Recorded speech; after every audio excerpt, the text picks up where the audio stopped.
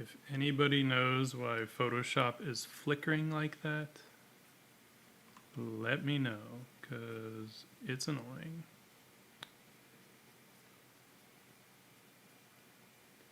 I don't like it.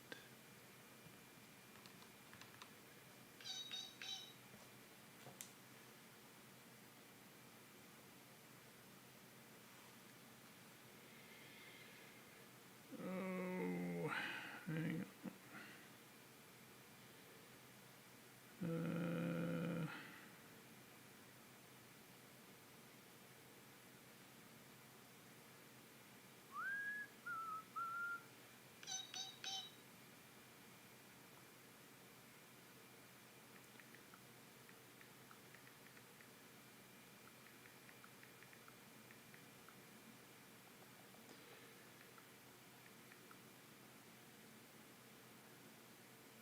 Shit.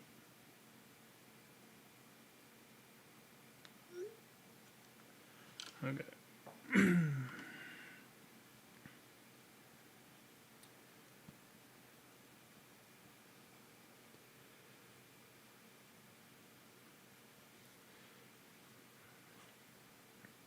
Alright.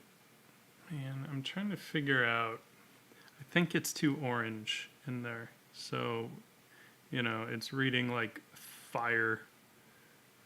So I think we got to get some of the oranges out.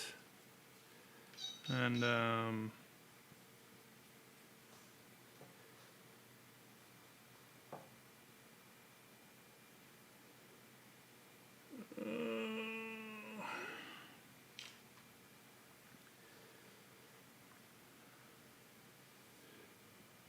still too orange.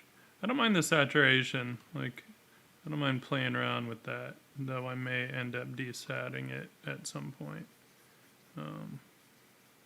But I think with all that orange and red in there, it's just too fiery. It's like a blast furnace. And we don't want that. Also, anyone listening, let me know if the levels are okay between the music and my talking, because I'm on my new PC now, not my Mac. And so I gotta kind of, you know, had to sort of reconfigure everything. And I just want to make sure that it's all okay.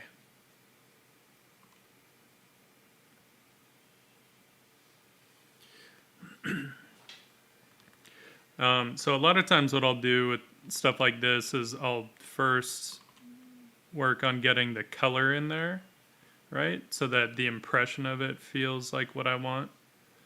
Because obviously, like, there's hardly anything going on in the background right now. It's not like I have to preserve some kind of detail. But I'll get colors working a little better, and then I'll just start to color pick.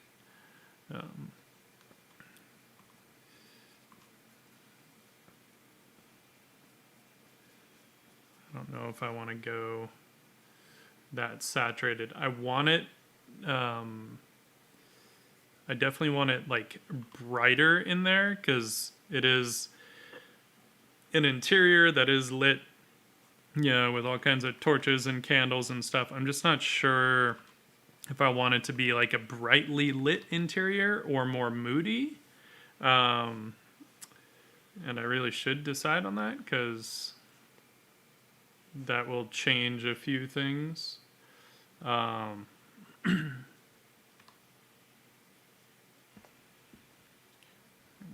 got the music is a little loud for me.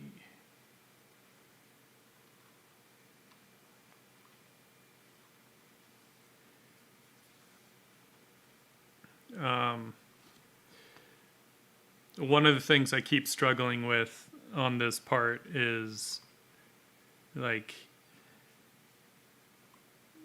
where the lighting on the interior is placed, right?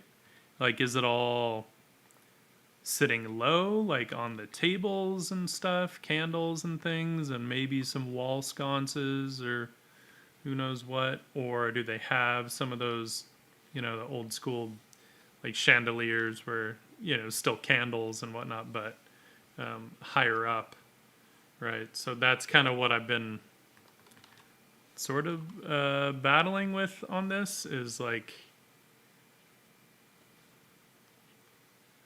how high up does the light go, and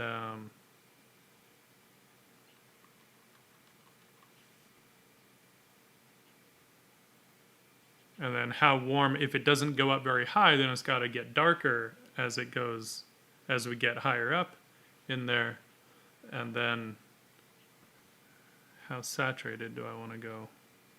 Whoa, whoa, whoa. What's going on here? I feel like this thing is still, and I don't know if it's Photoshop or what. I do feel like the couple newer versions of Photoshop are a bit buggy. And they do feel like they're actually more buggy on the PC. I know that Adobe tends to focus a bit more on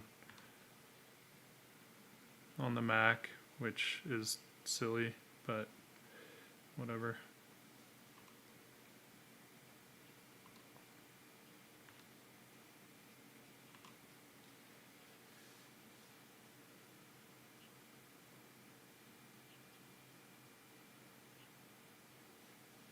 Man. And the hard part is I'm not exactly sure how to even look up reference for something like this. I was thinking about it, and I was like, man, I wouldn't even really know what to Google for that. Like, I mean, I've looked up like taverns, like the medieval taverns, because in Europe there are some that are still around, and which is super cool. I've been to a couple of them.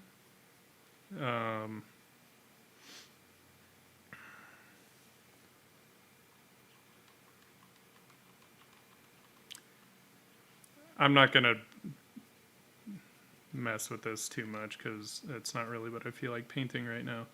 But whatever, we'll get there. But I mean, we've got a lot to paint on her still, so I'd rather get to that. Because, hello. Let's get a little more light on these. We can hint at some kind of a closer light source, I suppose, than what I've got right now. And if anyone has any questions along the way, as always, feel free to ask. And, I'll see if I can answer. I make no promises. I don't have all the answers. And I feel, so one of the buggy parts of Photoshop, at least from what I can tell with Photoshop 2020 and 2021, is like keyboard shortcut issues, because I have like custom shortcuts, and you would think that like that would be a pretty simple thing to have in there, but I feel like it will randomly, like for a second, forget my shortcuts. So then I'll start hitting keys and it'll ding at me like I'm doing something wrong, and then it'll like remember that, oh yeah, those are the shortcuts that are programmed in, and then it'll work fine. So that's a little weird and rather annoying. And this flickering, I'm assuming it's a video card thing, but my video card should be able to handle all this shit just fine. So I don't know, whatever. Anyway, let's stop messing with that stuff and get into the characters. I know it might be kind of small on the stream. All I can say is maybe, um, you know, make it full screen or something. Because I'm working on a 32-inch Cintiq, so for me, this is all looking pretty big. Um, all right, let's. Just trying to think of kind of where I left off and where I want to jump back in.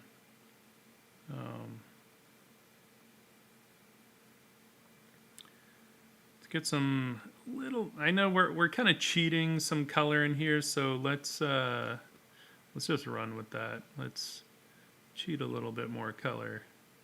I don't want to go overboard with it, but I don't mind pushing it a little bit more. That might be a little too saturated. Maybe. Maybe not, though. It's not that it's too saturated. It's a little too hot.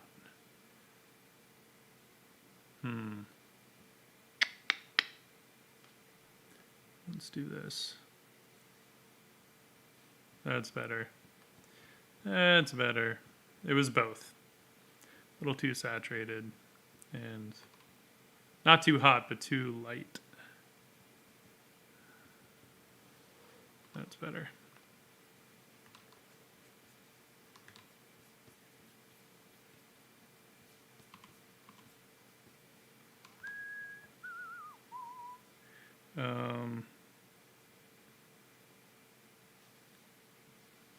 Put some shadows in here.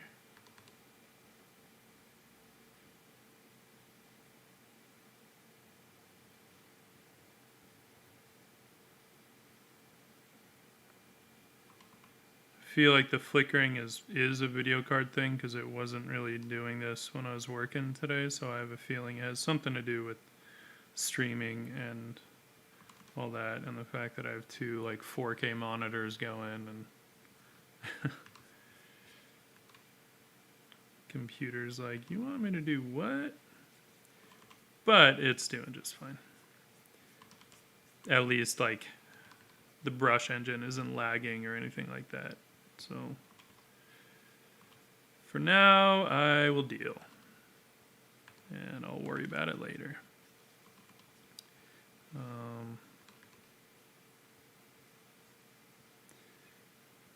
want to get a bit more going on there.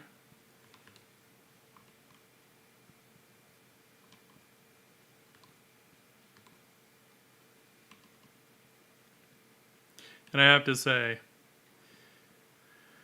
shit goes so much faster in Photoshop. I mean, a lot of that has to do with the real estate, you know, having a lot more just space to work, and but also probably the fact that I do so much of my work in Photoshop that regardless of how much I use Procreate on my free time, I'm just infinitely more comfortable in Photoshop because I've got probably thousands more hours logged in Photoshop than I do in Procreate. So, you know, no getting away from that. What are you gonna do?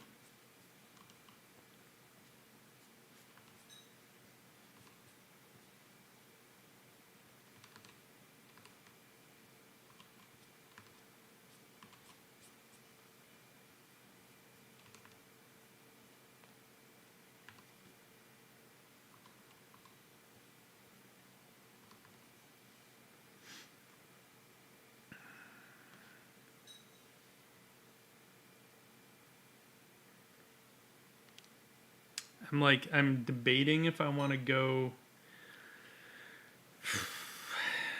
like even more painterly with this. I'm hesitant to go to make this look too much like, or, try and make it look too much like an actual painting, because I feel like that would start to just streamline and simplify too much, and I need room to edit when I get to the actual oil painting. But I don't know. I'm still tempted to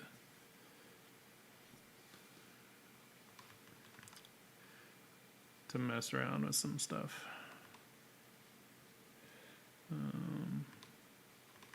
We'll see.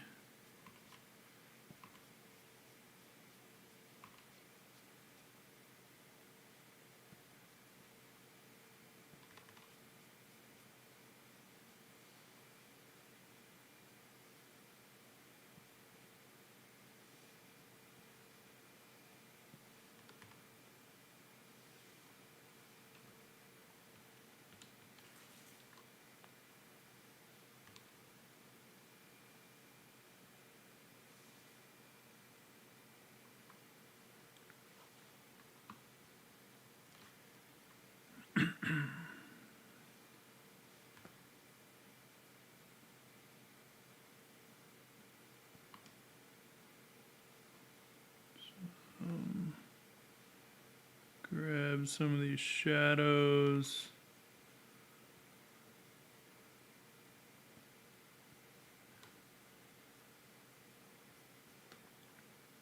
Start to unify some of these shadows. That's one of the things I'm still kind of debating, is how unified I do want the shadows to be.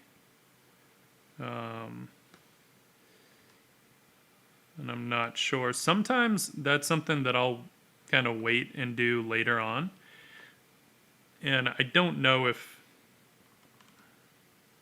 that's like a backwards way of going about it or not. It might be. But that's okay.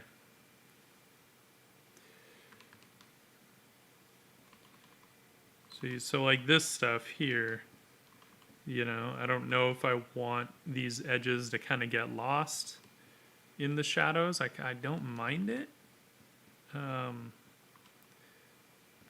lost edges are always fun. So I might do that. I can always bring them back if I want to.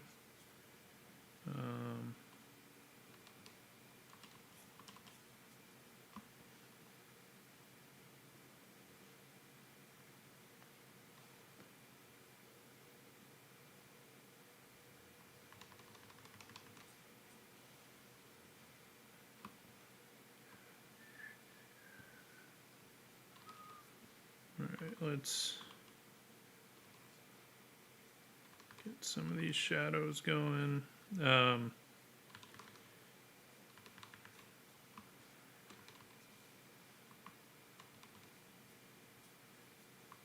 One of the things that I'm looking at for these shadows is just kind of reinforcing the form and essentially the drawing, right? Because as the indomitable Harvey Dunn pointed out,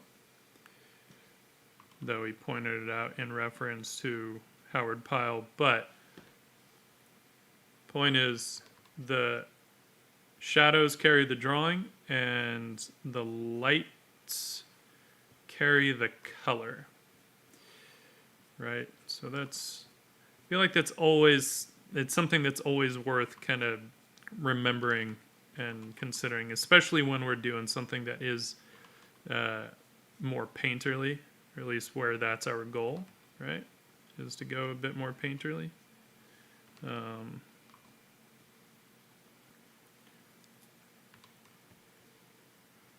It's helpful to kind of keep that in mind.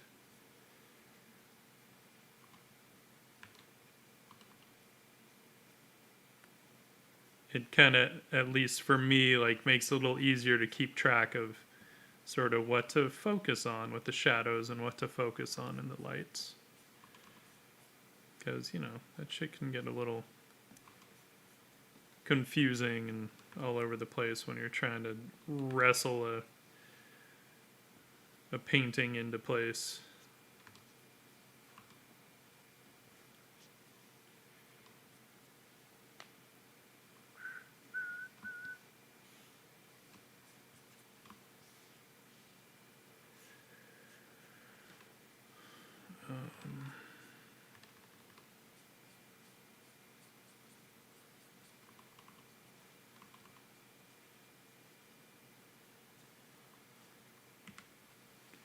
Don't know if... Cool. So I'm just on the Smudge Tool, and I have it set to sample all layers. So it'll smudge everything on this layer and below. I mean, not on the actual layers, but it'll pick up onto this layer. So handy if you have a machine that can kind of handle the added CPU load or RAM load. I'm not sure where this falls. Maybe both.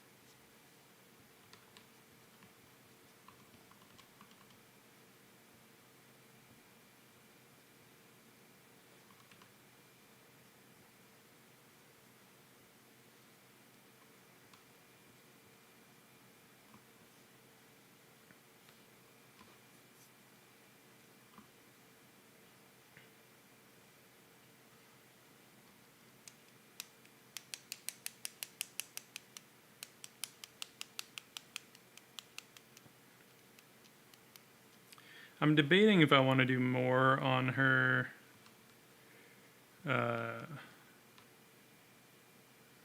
face or not. I mean, it seems kind of silly to go more detailed than that, and I don't really know exactly what I would do that would be more detailed, to be honest. So I might not.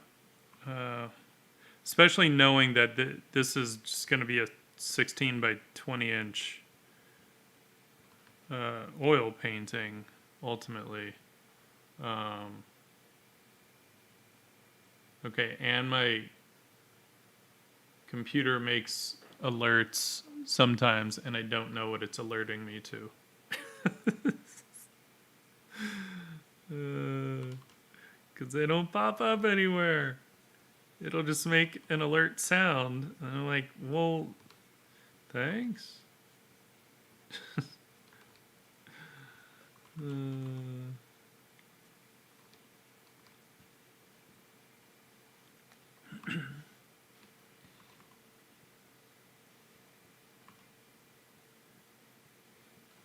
right.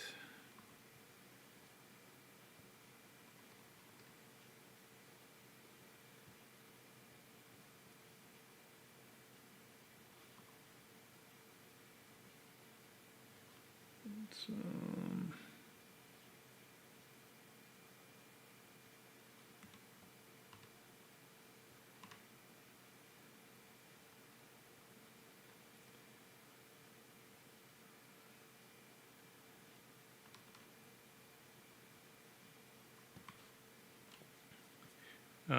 some of this stuff, like as I get further in, is literally just getting into cleaning up edges, you know.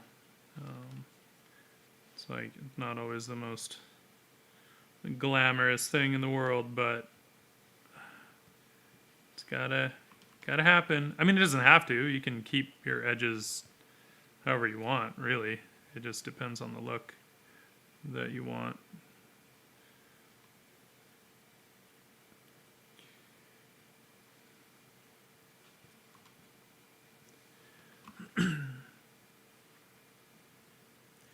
um,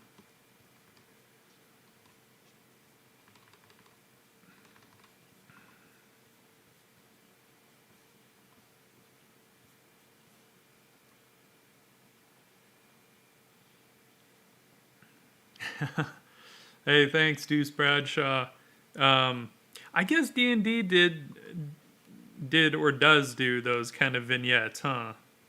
I'm really riffing off of like the vignettes that the old school illustrators like Dean Cornwell and Mead Schaefer and Harvey Dunn and all those old golden age of illustration painters. Like they would do these vignettes where text would kind of fit around it, right? And so that's kind of like my idea behind this is that sort of concept, even though I'm not fitting text around it. But I'm also doing this as a study because I want to do an actual oil painting from it. So I'm kind of creating my own reference here. And I think it'll be a lot of fun to paint up with oils.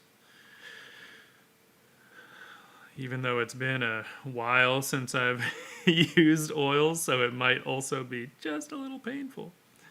But that's okay. I don't mind that. Where are we at?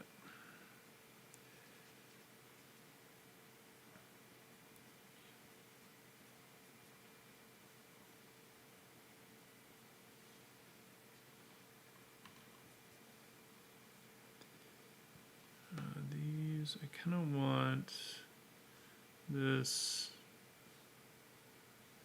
a little darker, I think.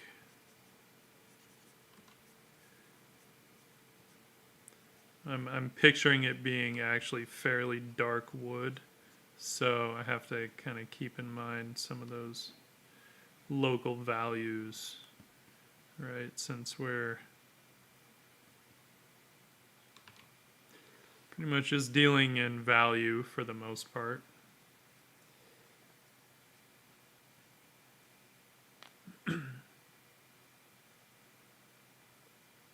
Oh, I haven't gotten in, like, he's not, I've hardly even touched him. I've focused mostly on her, so we're not even,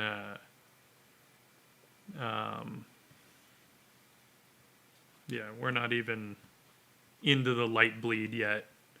But yeah, I wonder, I don't know if anyone knows why, because Photoshop has not been flickering like this, at least since I've been working all day. So I think it has something to do while I'm streaming. I think it maybe is just the added drain on the various components, I'm assuming. It's annoying as shit, but like I said before, at least my brushes aren't lagging, because that would piss me off to no end. Not that I thought they would.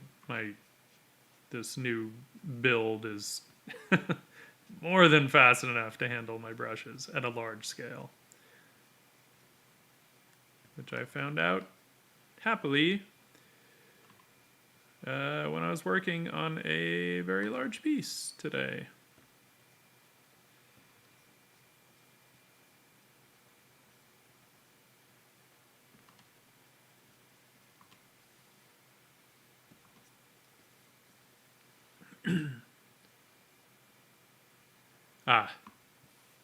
Yeah, that'll do it. I hear you. Twitch can be, kind of annoying when when you're trying to watch multiple things. I know, because it does then get really small, and what are you gonna do? And I'm working on a 32-inch Cintiq, so for me this is big. So if I like zoomed in more for people to be able to see more, it's like it would be too big for me. God damn. I swear I cannot wait till this election is over. The amount of texts and calls that I get. Vote no on this. Vote yes on this. Hey, this is so and so with the whatever bullshit campaign. Like, I don't care. Leave me alone.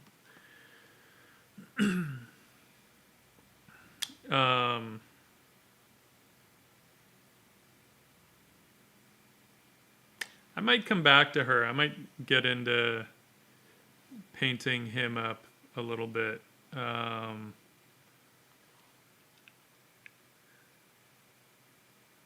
Because I'd like to at least get him to the same level as her before I start getting into more of the details, I think.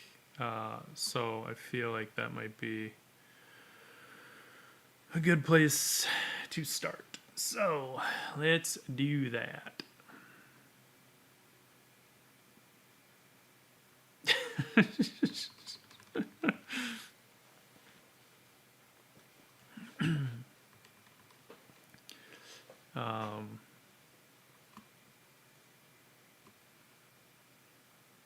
See. All right, let's get into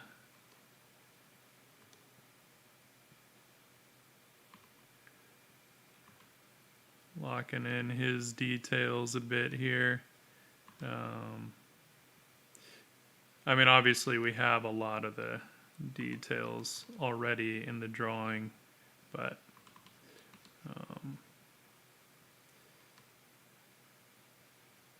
and the nice thing is we have so many of the colors and stuff kind of established with her that we can kind of color pick and then just tweak them a little bit to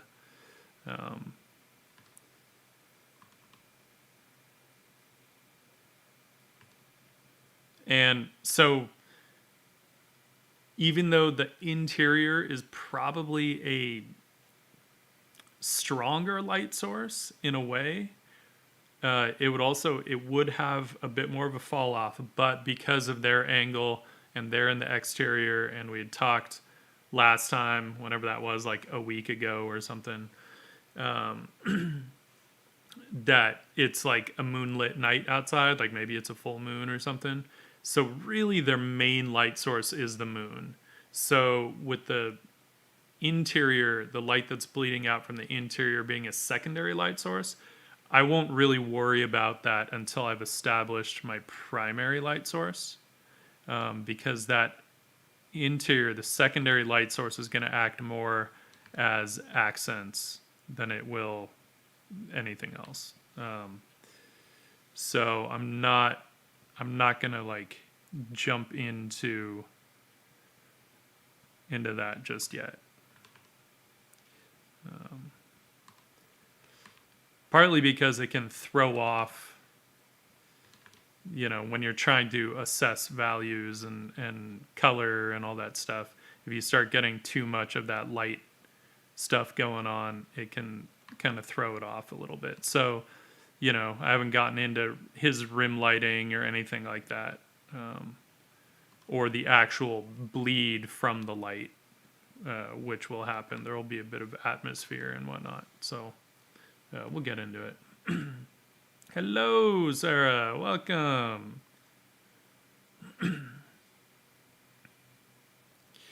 Yes, things are going well. We are finally working on the new PC here. So thus we're in Photoshop today, mostly because switching over to a PC, I have not tested out a good way to work with the iPad while streaming. On the Mac, it's so easy. You just plug it in and it's ready. The PC is a little less easy, unfortunately.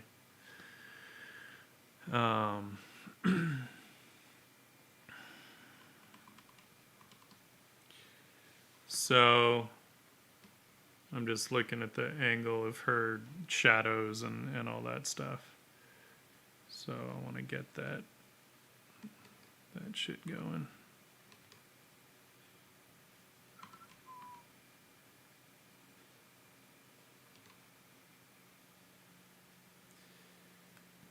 But I will have to, I might, it's also possible with the streaming, I may have the base canvas on OBS set a little higher than I should. I don't know. It's a work in progress. We'll figure it out. I might actually, let's do this. Oh, thanks. Yeah, I think we spent some time last stream really getting into that hand. There's not much to do on her left hand. But we'll get back to it. I just wanted to get him kind of up to the same level as her and then start to kind of go a little back and forth with it. But for now, we need some occlusion shadows and whatnot. See, some of this stuff is just so much easier in Photoshop.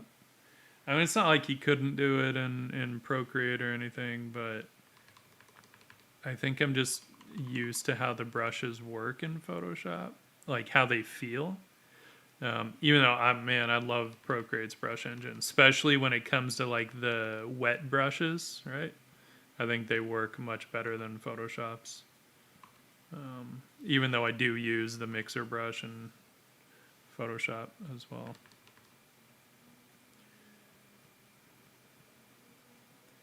Actually, we need his goatee longer. Oh, that flickering is pissing me off though. But I don't know what to do about it. I'll have to do some troubleshooting tomorrow. See if I can figure it out.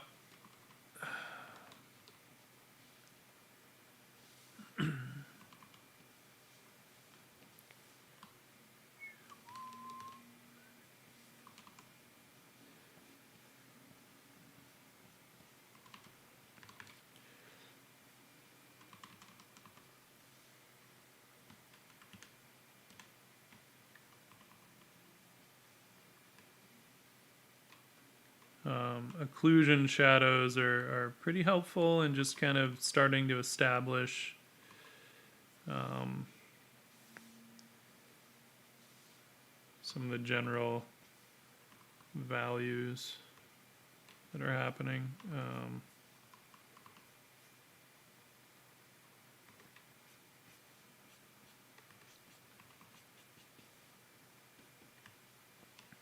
And for anyone that doesn't know, occlusion shadows are basically just those areas where light just isn't able to reach, right? And usually it's kind of where two forms are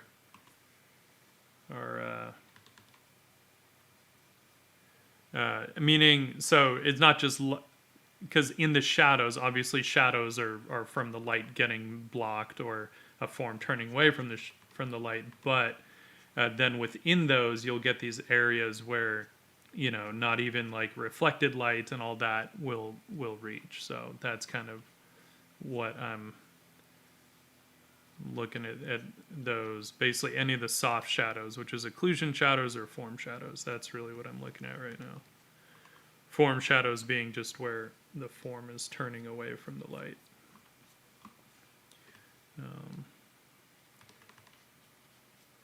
And so, as I talked about, unifying the shadows, I don't know how much I want to.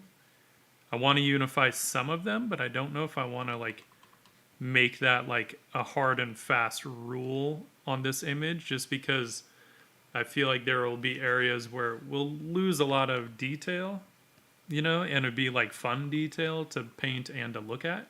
So I might kind of fudge it a little bit and say, hey, we'll unify some of the shadows, but some of the other shadows we'll let some light in there and get some details, and not just make them kind of opaque shapes, you know. Whoop, sorry, I'm off to the side here. I'm so used to working the center of the Cintiq, but the way that the cropping is for this, I have to kind of have it over a bit more. Jordan Ortiz, thank you. I appreciate that.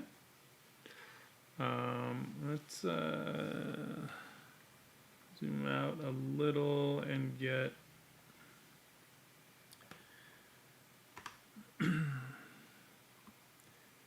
figure out some of these.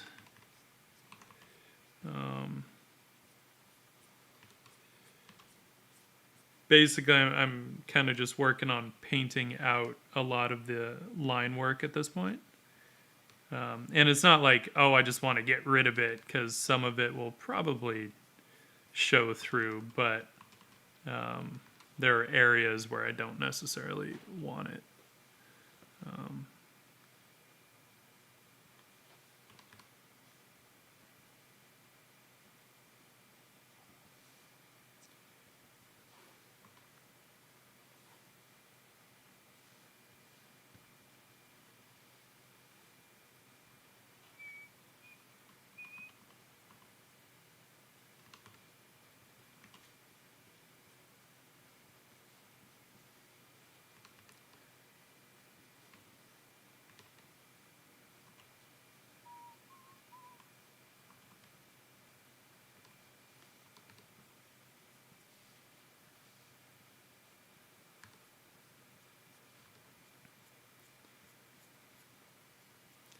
And, you know, one of the nice things about having at least a bit of a technique for how to approach, I mean, in this case, how to approach painting cloth, is that at least then it doesn't really matter which app I'm in or which brushes I have or don't have.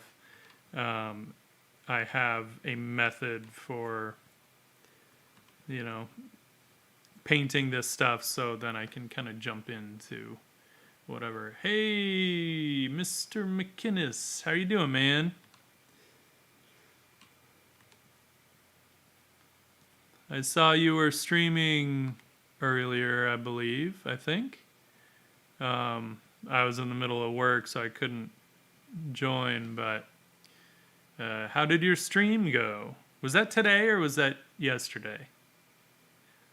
This week has been a little hectic, and it's all bleeding together.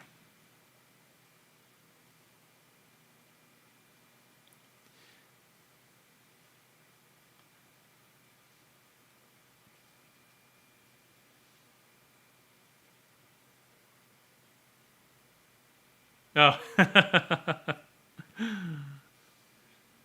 That's cool.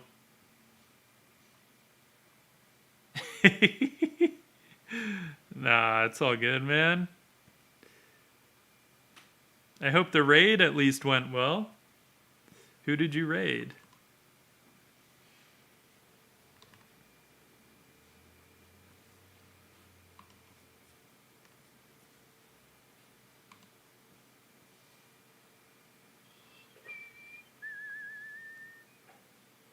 Let's see here.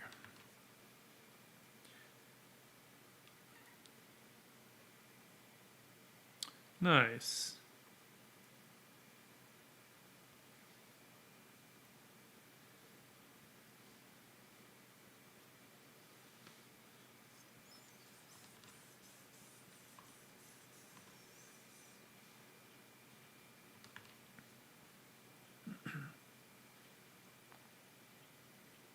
Oh, right on.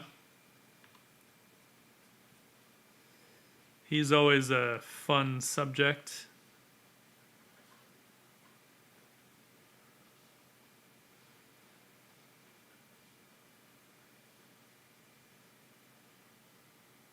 I don't know what that shadow is for.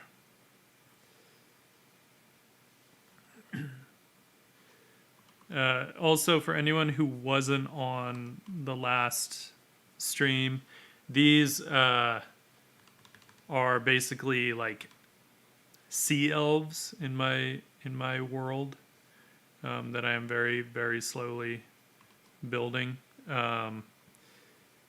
Sea elves just being that, you know, they sail everywhere and explore and all that stuff. But they don't have what we think of as flesh tones, right? Their skin actually goes, it's very cool. It's not super dark. It is darker, so definitely in the same value as like what we would think of as brown skin, but like almost like a bluish gray kind of is what I'm thinking. So that's one of the reasons that I've gone so cool with them. I normally probably wouldn't go quite that cool with skin in this light, but it works for them. So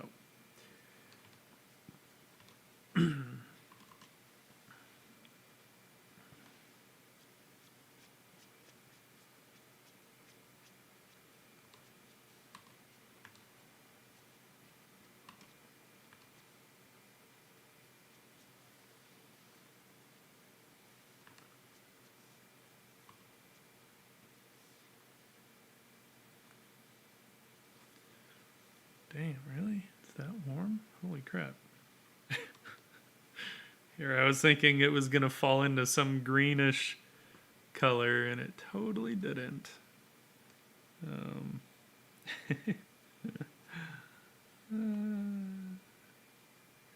Deceptive.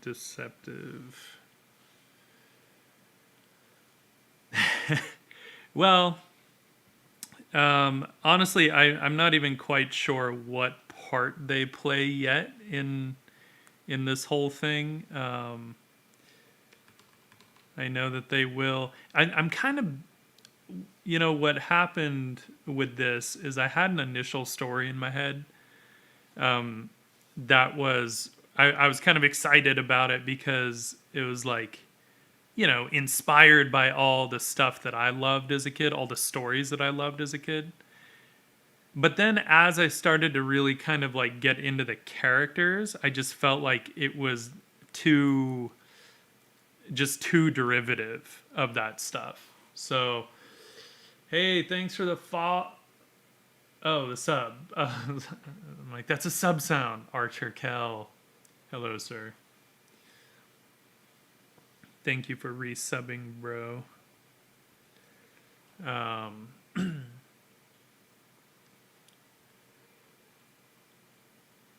What?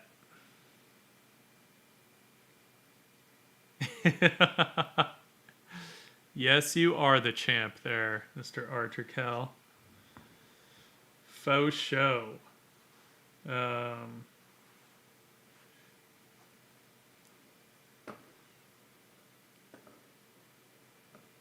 so used to working on that. Really, the chat had to tell me my own chat rules.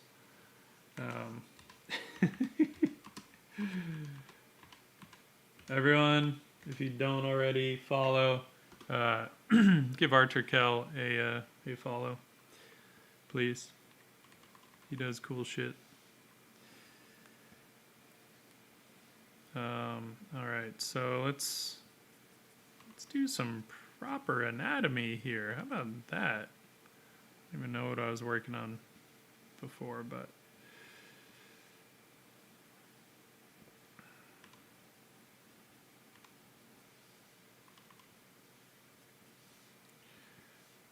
sometimes it just, I look and then I see something and I'm like, whoa, let's fix that. So what was I saying? I was saying something about so I started getting into the characters, and then I felt like the story was just too derivative, and so I was like, all right, no, I want to tell a more original story. Problem is, I have no idea what that is right now. But what I do have are characters in my head. So I figured, you know what? I'm just going to start figuring out the characters, and maybe a story will come to me as I kind of like start to understand this world a little bit more, you know? So right now, I don't really know what part these guys play in this whole thing. I have no idea if they will play a big part or if they're just going to be there to kind of fill out the world or who knows what. But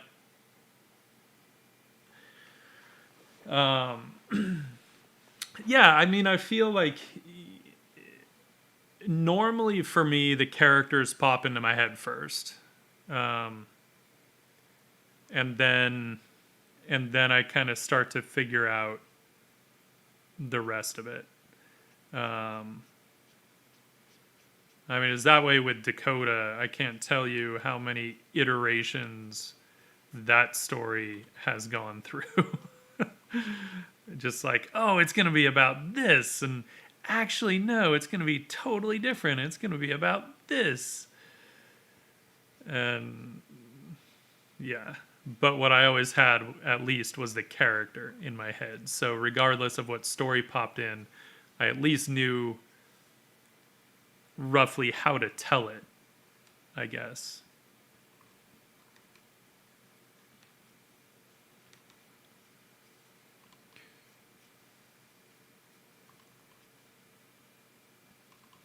Whoa. Stop that.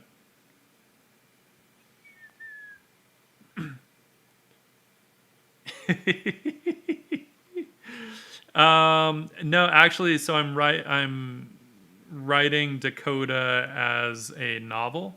And even in that regard, it's gone through like initially I was just going to do screenplays and try and pitch it as like a show. And then I was like, no, I want to do a comic. And I was like, no, I fucking hate doing comics. So I'm going to, do like a series of illustrated novellas where it's mostly writing, but some illustration in there. And now I'm just like, you know what? I just want to write a book. So it's kind of it started out heavily Western sci-fi, and now it's gotten a little less Western. Still Western in terms of the themes and the types of stories, but not as much in the actual representation, right? Because before it was like heavily sci-fi Western, like horses and everything, and now I'm just like, no, I don't want to deal with figuring out how the hell they get horses from one moon to another. That was literally part of it. I was like, I really don't want to have to deal with that. And horses take a lot of upkeep, and it just doesn't make sense if you're going around on spaceships and trying to flee the law and shit. Because the main character, Dakota Lepage Belmont, is an outlaw. Not by choice, mind you. Though it was because of a choice. But former special forces.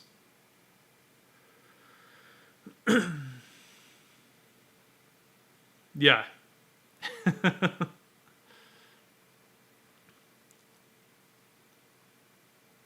Oh yes. Writing a book is much harder than it sounds.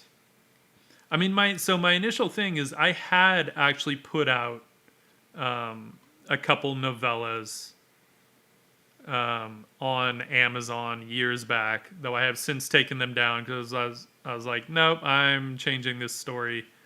It was mostly because I wanted to change what happens later in the story, and so I had to set it up earlier on, so I couldn't keep the older versions. It's like, no, I have to be able to tell this the way that I want. So, all right.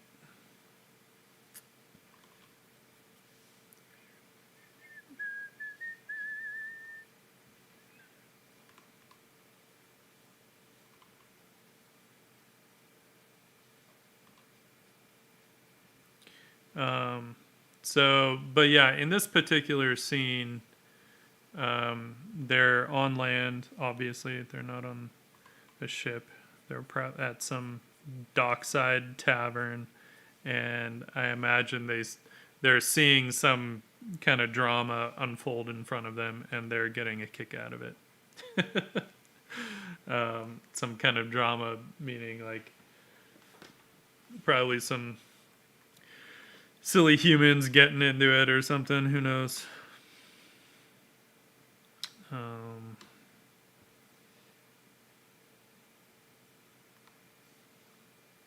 Nice thing with getting those occlusion shadows in there first is then, I can come in and chisel out the cast shadows afterward. Let's get, I need a bit more.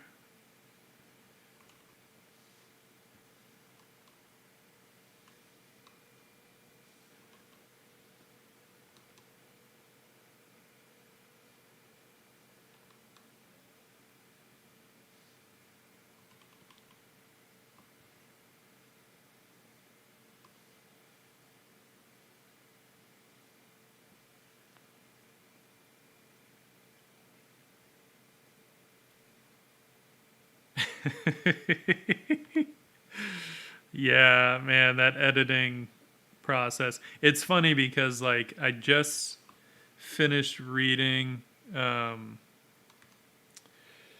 latest book by Sarah J. Maas, right, from her new Crescent City series. And I mean, overall, it was a really good book. Meaning, like, it kept me engaged, and I definitely like binged the last like quarter of it.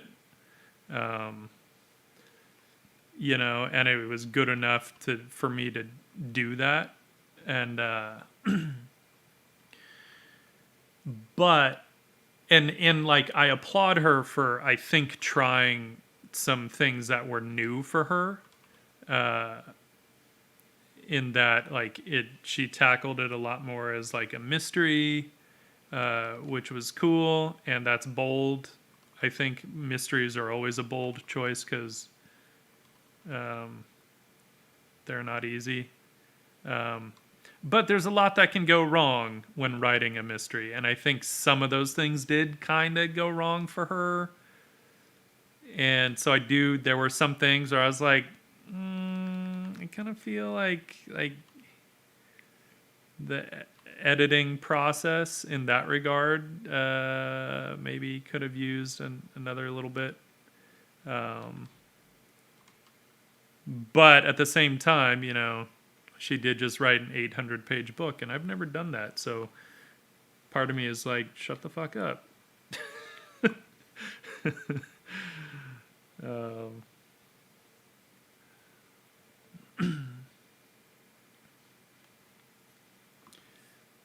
I'm just kind of seeing how far I took her.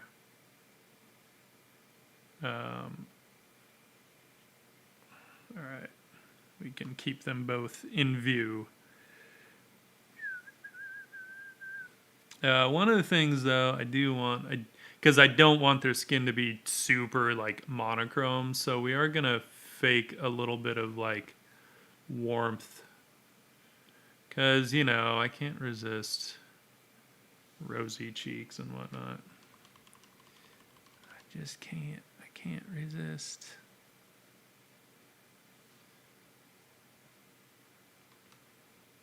And little red noses and whatnot.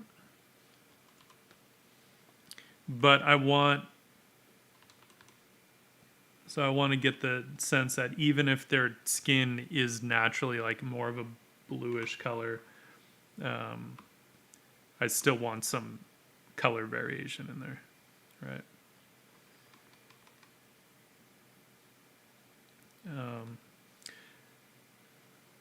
But so back to that Crescent City House of Earth and Blood?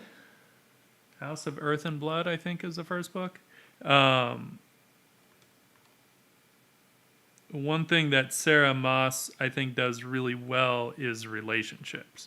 She's really good at patiently building relationships, which is not an easy thing to do.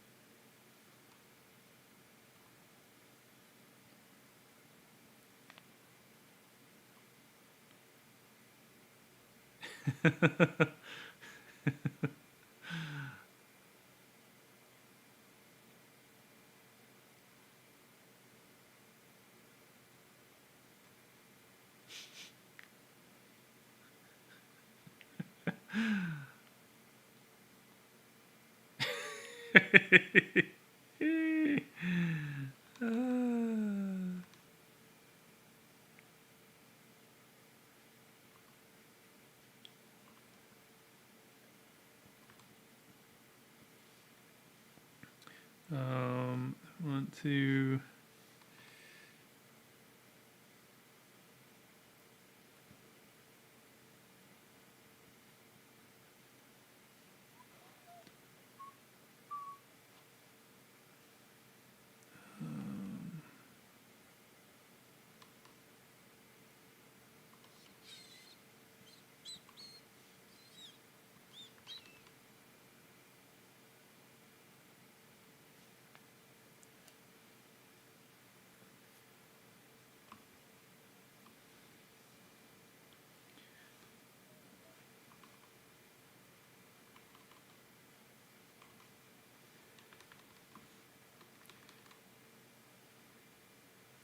I think some of this stuff I'll need to get into the rim light and whatnot, because it'll start to really affect these things pretty soon. So we'll get there. First thing I'm going to do before anything else, I just want to kind of clean up some of the edges on this stuff and sort of clarify some of the shapes, right?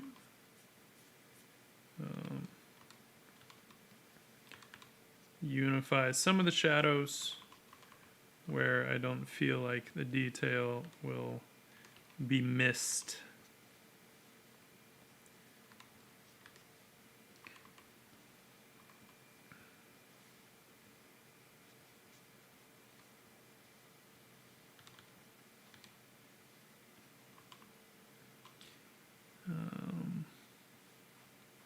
See, so like right in here around that cup area, it's really kind of messy, you know? So it's those kinds of things I don't want to leave like that, especially if I'm going to use this as reference for a painting later on, for an oil painting. I want those kinds of things to be figured out.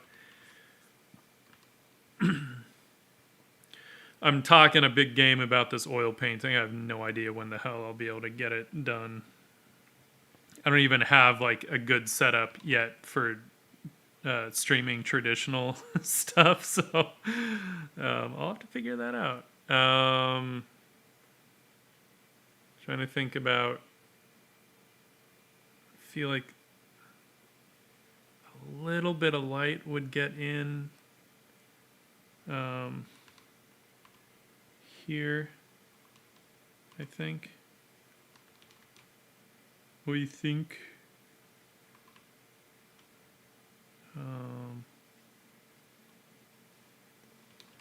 But not too much, because that bar would be blocking a lot of light. But then, thinking about the moonlight, no, it would still get blocked, so.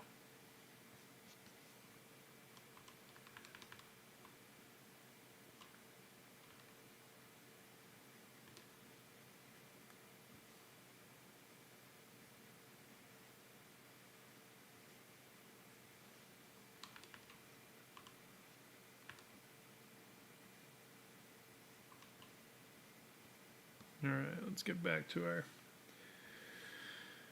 calligraphic brush.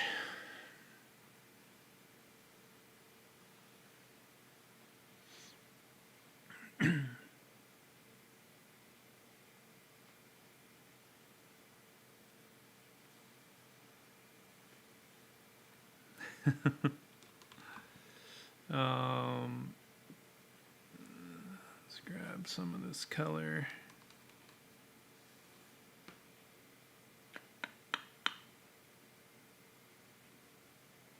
I'm still debating how, like, kind of painterly I want to go on this. You know, knowing that obviously I can get really painterly with oils if I want to, but I don't know if it's a good idea to, like, get super painterly on, like, what's supposed to be the reference, you know? Because, again, you always got to leave yourself room to edit and interpret.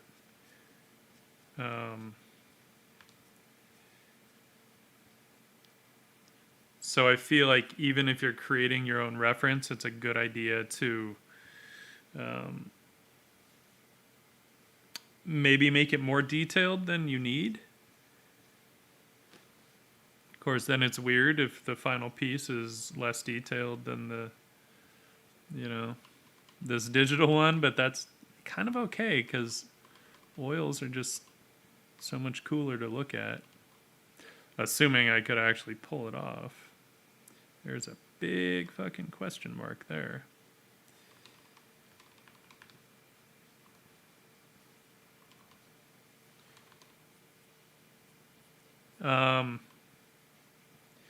With drapery, with cloth, remember the main thing with cloth is that it's generally just kind of a alternating form shadow, cast shadow, form shadow, cast shadow. Usually, cast shadow in this case might not be too crazy, although now that I'm thinking about it, it does need a little more of a cast shadow from the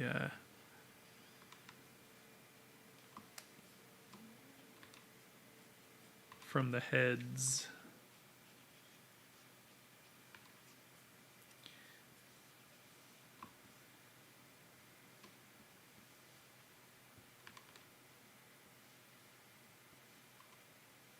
But then the trick with cloth, because you are basically just jumping between form shadows and cast shadows, you have to be careful that it doesn't get too repetitive. You know, and that's kind of the tricky part, especially when you're doing this stuff out of your head. The natural tendency of the brain is to look for patterns and look for repetition, and so we have to constantly fight against ourselves to not do that.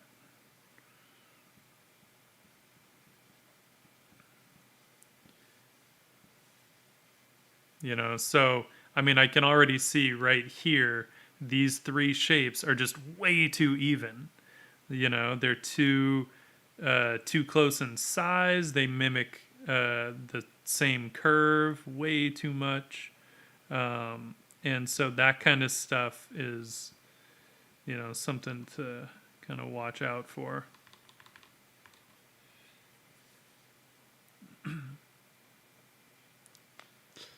What's up, Jay-Z?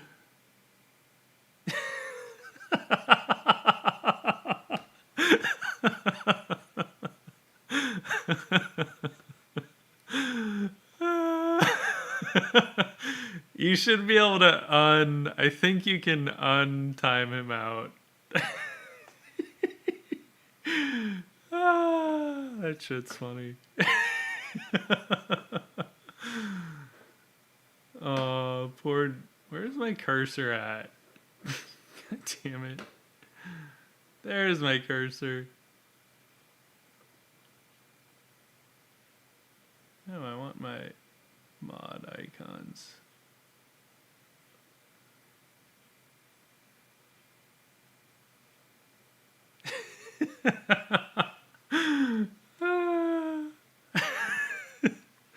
Hey, I don't care. I thought that was funny.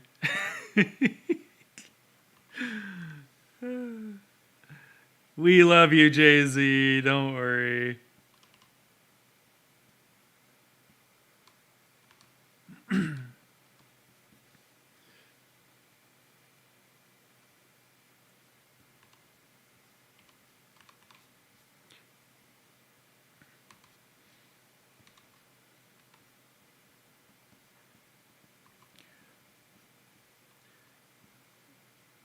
It's just Autumn's involuntary reaction with trolls. All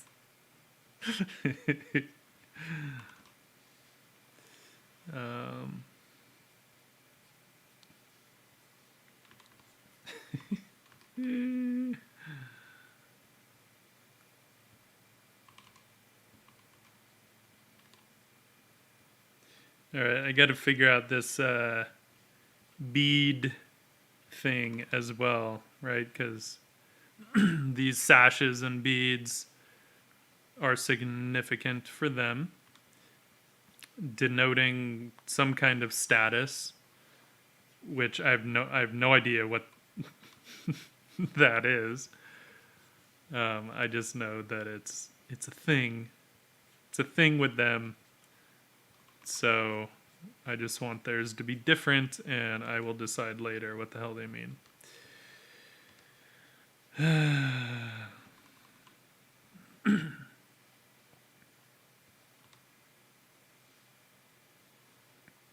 So you'll see me kind of jump around a lot because I do tend to, as I get further along, I tend to kind of just finish out from an area. So sometimes it's hard for me to be like, okay, I'm going to jump over here and start on this if I'm not done with something I already started on. But sometimes I'm like, no, I need to, because I got to make sure that it's all kind of going the way that I want. I don't want to get too far down the road on one spot and only to realize, oh, hey, that particular area doesn't actually matter that much.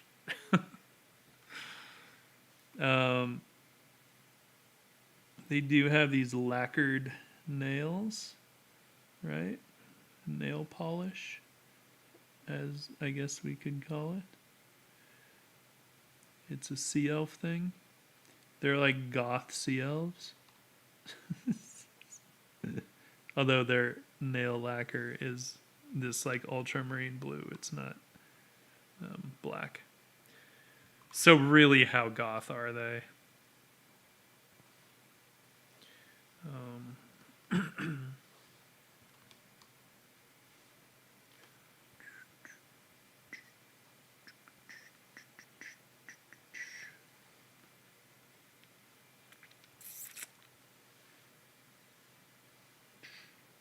Got these rings on.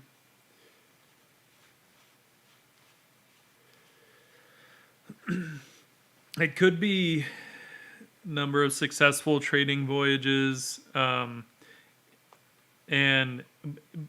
I think it's going to be a combination, though, of not just their rank on the ship, but also their station within the society. I just don't know exactly what denotes what. So that's kind of where I'm like, still, I have no idea. Okay, I'm maybe bouncing around a little too much. Let's finish up that face a bit, as I am not working on the face right now. But so then the other thing I'll do sometimes is I'll be like, okay, now I'm going to do a pass and hit all the jewelry, right? So that's actually what I'm doing. Knowing that he's got these two little beads in his beard, his goatee.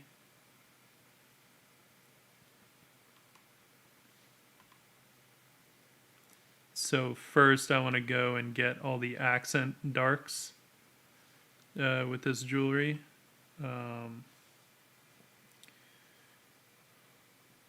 Some of it doesn't matter terribly.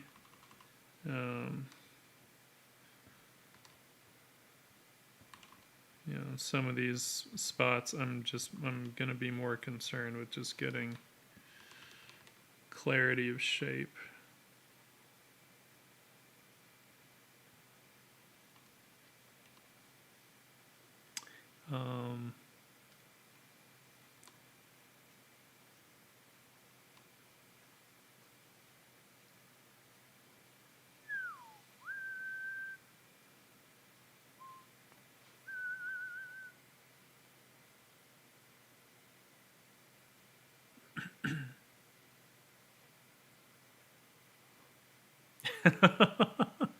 No, I don't mind. I have no issues with, people throwing out suggestions for things.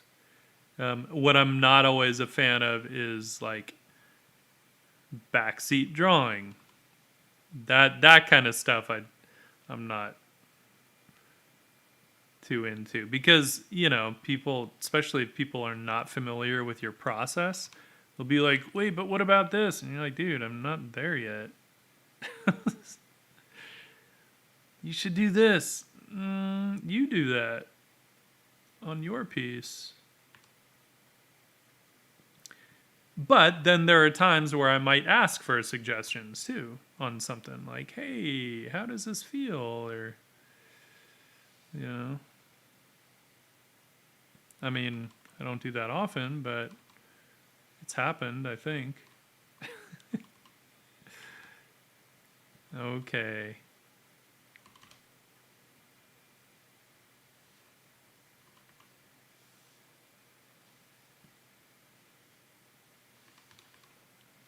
All right. I want to get a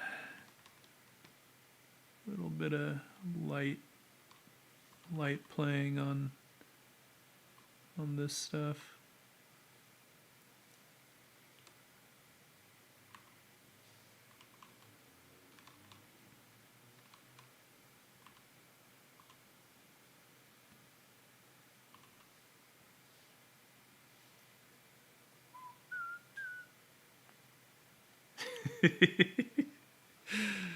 Yeah, pretty much.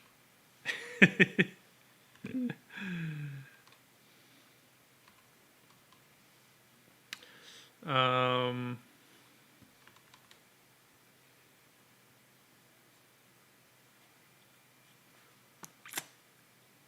like this sort of jade that's on her beads. I might have this be like a larger kind of jade sort of deal.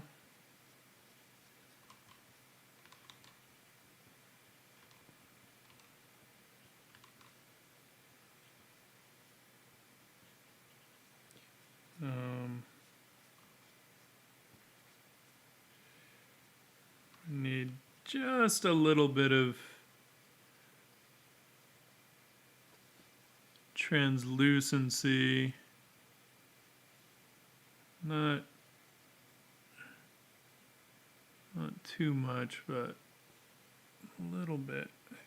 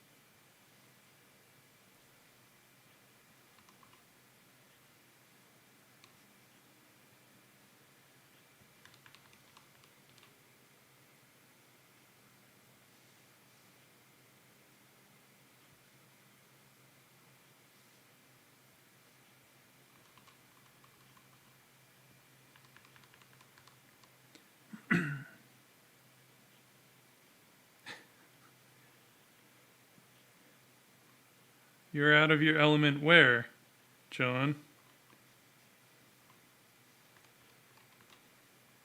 Let's see. I want a little bit of like carving and stuff on here. This is dangerous, like zooming in this much on it, because I can get into way more detail than I would be able to in the actual painting, without getting into some really tiny brush marks, which I don't always love to do with oils. I kind of prefer like more direct kinds of strokes, but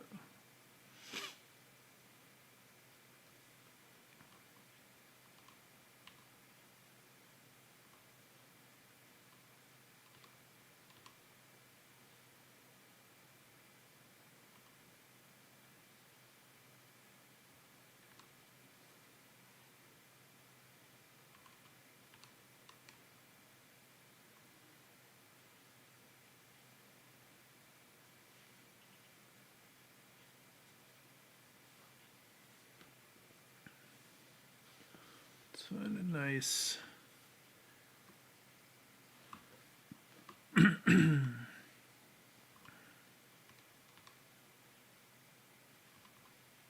Problem is, it's so much fun to get into little details sometimes, but I do have to just kind of be careful that I don't go too far with it.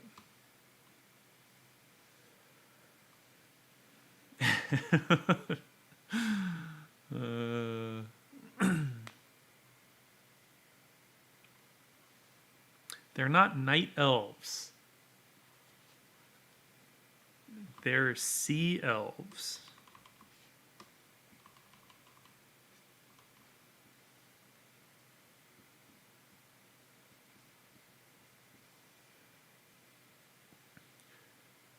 Also, part of me feels like I should do at least one image of them in actual daylight, just to really show their skin color, because I feel like by the time this is done,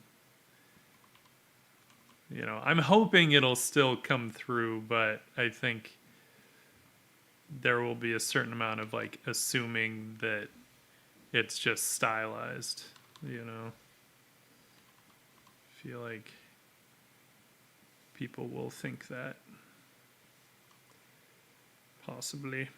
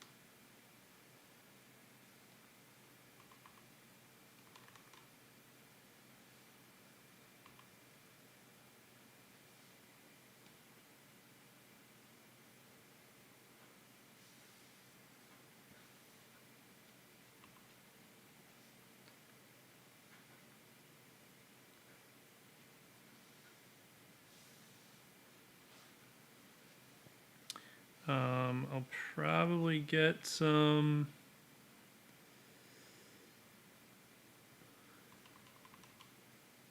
trans illumination happening in his ear there. So I just want to give myself some kind of darks to work with. Although we have to remember that where we would normally put the darks is not where they would be with said trans illumination. So,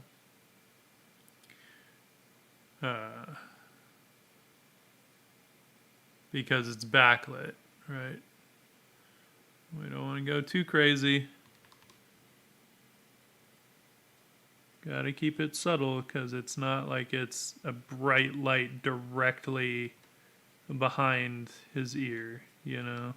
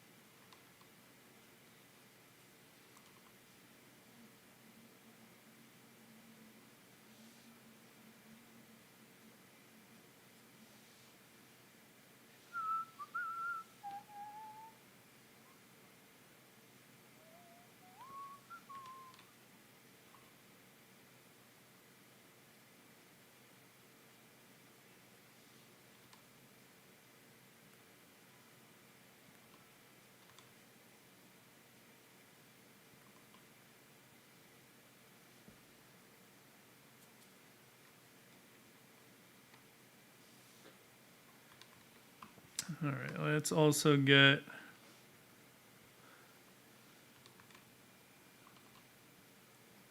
some of the light on his facial hair. Since obviously that is what will sell the form.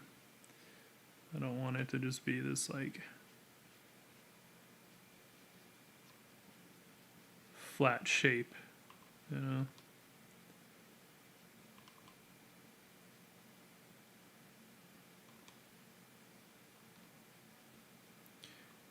And unless you're going stylized, hairlines should almost always be soft. There are a few cases where you can probably get away with a pretty hard hairline, but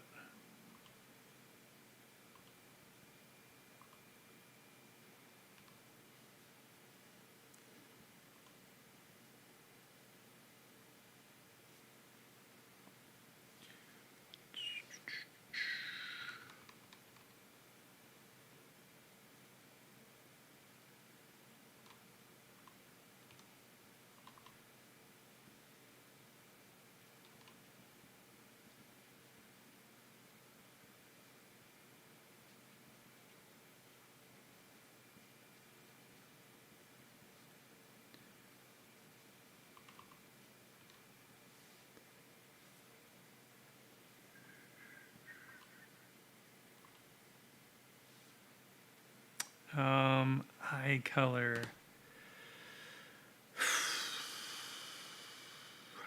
I mean, in this dark of a scenario, you really wouldn't catch much eye color, and the only way you would even see like the difference between light eyes and dark eyes is if his eyes were like really light. But generally, you probably wouldn't see a whole lot of difference. I can probably cheat it just a little if I don't want him to just have straight up brown eyes, which I might not I haven't decided if like they're the type of elves that have like crazy colored eyes, or I'm not opposed to that. I know that is kind of one of the fantasy tropes, but I'm okay with it as a way to differentiate.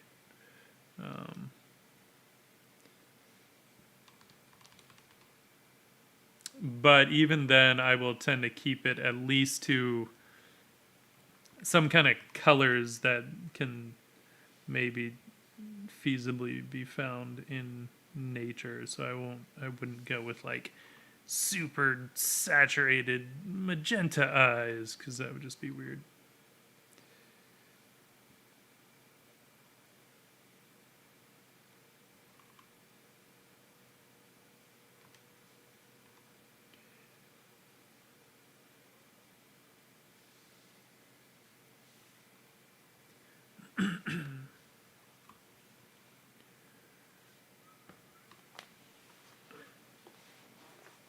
Oh, you know what I should do?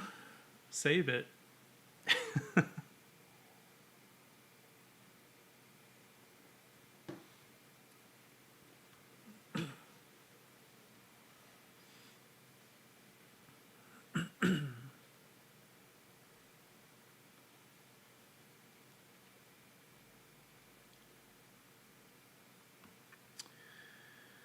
Um,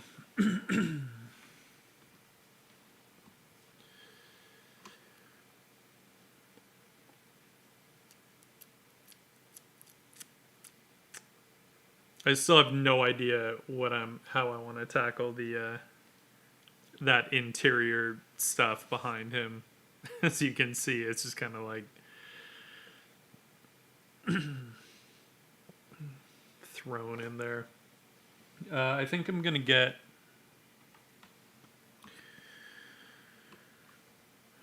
some rim light on him.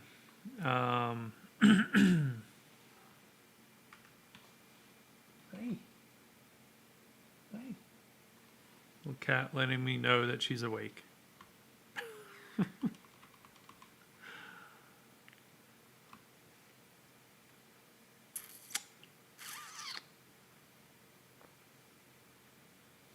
All right, for now, I'm gonna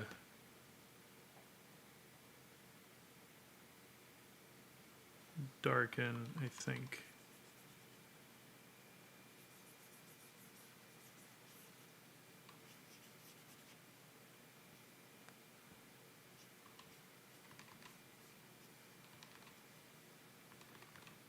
I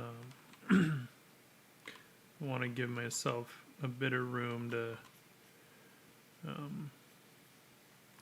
play with the lights and kind of decide actually where I want the little points of light from candles and stuff to be. So, and we've been working on top of like a merged version, so I don't have this like masked out and shit. Whatever. Whatevs. Don't matter.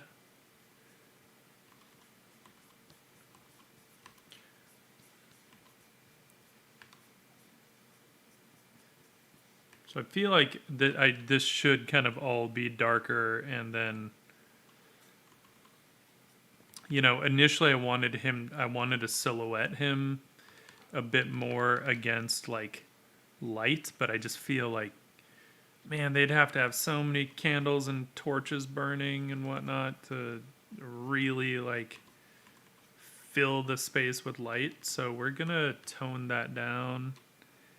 I'll get some rim light on him, and then I'll decide kind of what sort of light sources I want to be burning.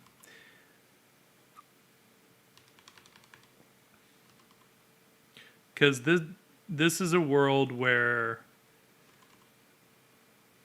magic, as we might think of it, is coming back.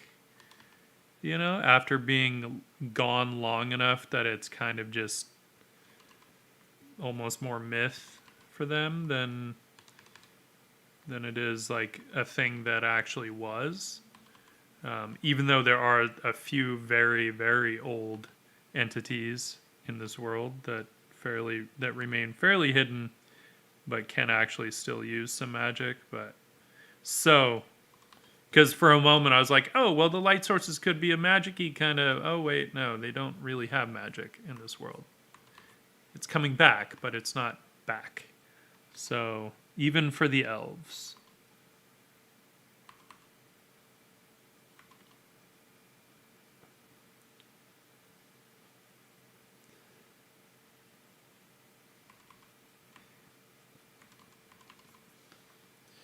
All right. And that's actually feeling better in terms of just the value as far as something that could feasibly be going on.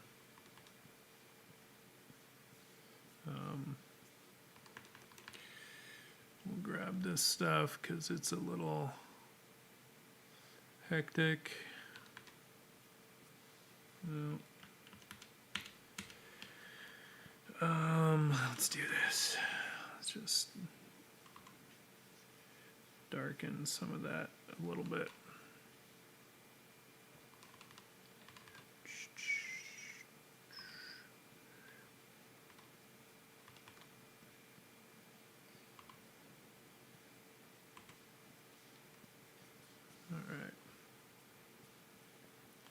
All right, now let's get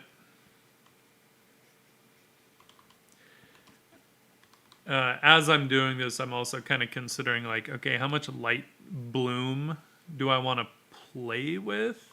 Because obviously, like, that's something that's so easy to do digitally, and yet to paint it, you know, painting gradients is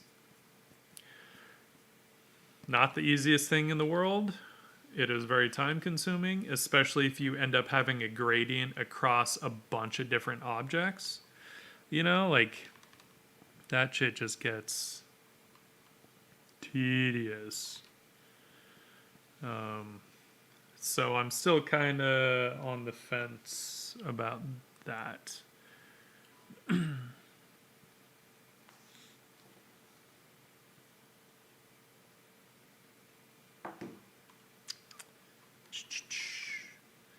right, let's get a bit of light on there.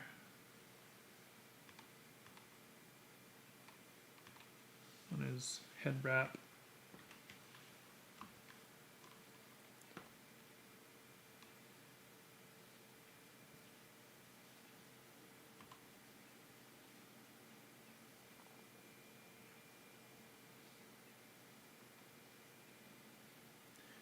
And remember, limited light source. This isn't the sun, so the contrast between the lights and the darks will be much, much less. So I don't want to go too crazy. Unless it's something that is reflective, you know, and thus would reflect the light source. Like some of these metal parts, you know, like but those highlights are reflecting the moon. So if we look, like, that's not terribly bright if we look at that color palette. So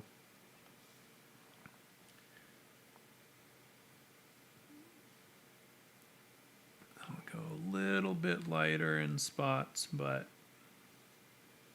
desatting it so it doesn't get too hectic.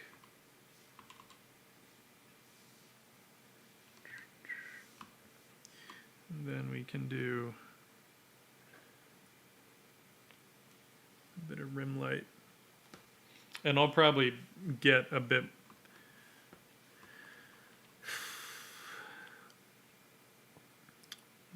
more on her.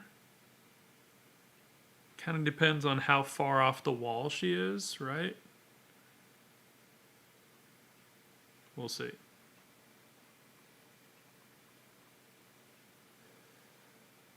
Shane, thank you so much for stopping by.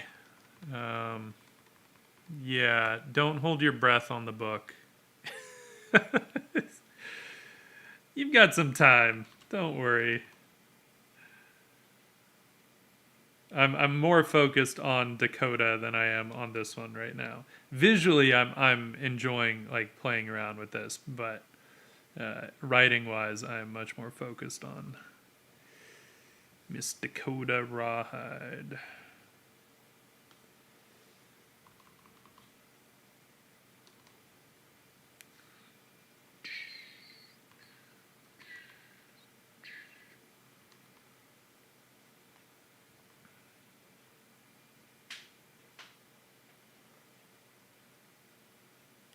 Fair enough. Fair enough. Always nice to chat with you, my friend.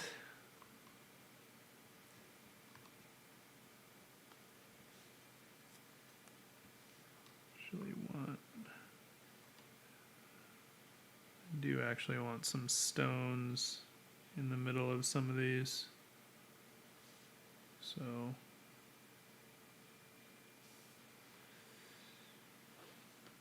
And on her deal.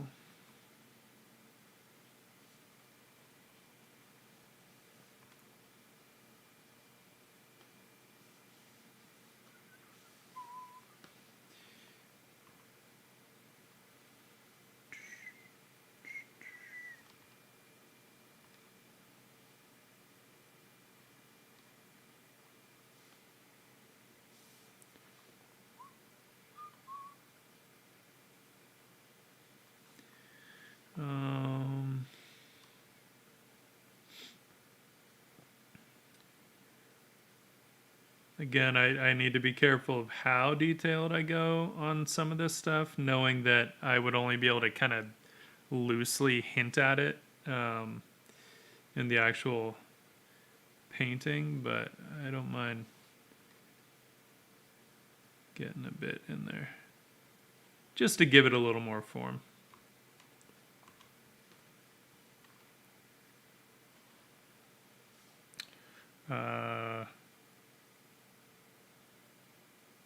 Shit, I saw something that caught my eye that I was going to do something with, and I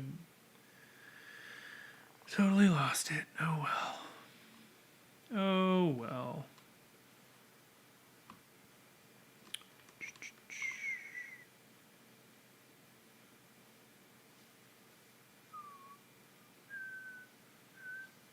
All right. Oh. All right, some rim light. I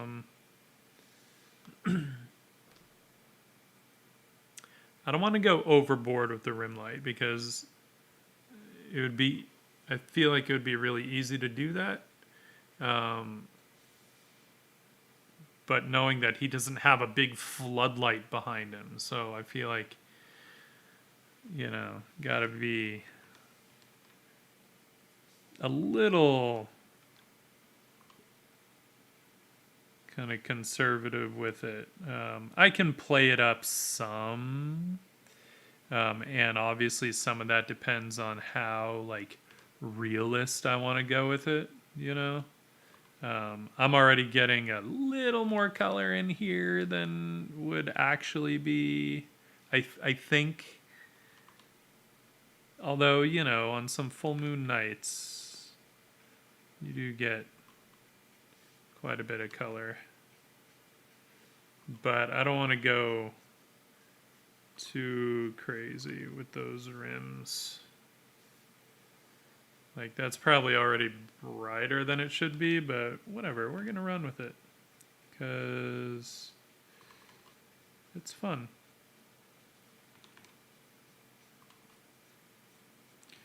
And in this particular case,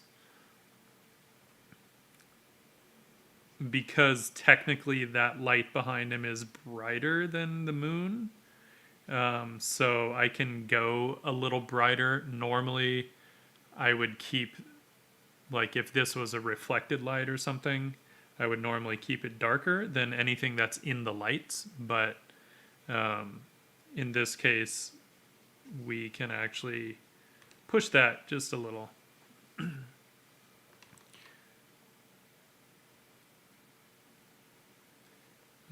because that secondary light source is actually stronger than our primary light source, which doesn't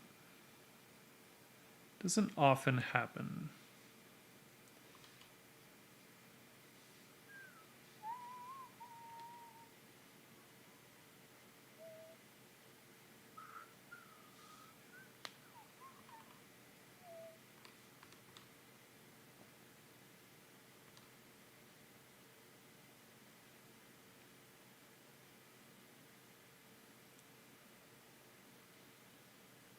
Oh. Randomly, it'll just do this one stroke that's like 100% pressure and opacity. I don't know why. PCs are weird. I'm not going to lie. Photoshop on the PC is a little glitchier than it is on the Mac. I mean, that's an Adobe thing. They tend to focus a lot more on the Mac than they do with the PC. Ah, I know what I was going to do. He needs the highlights on his little beard beads.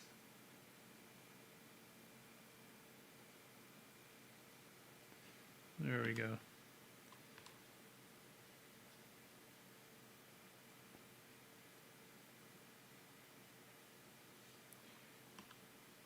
Oops, I don't want to erase.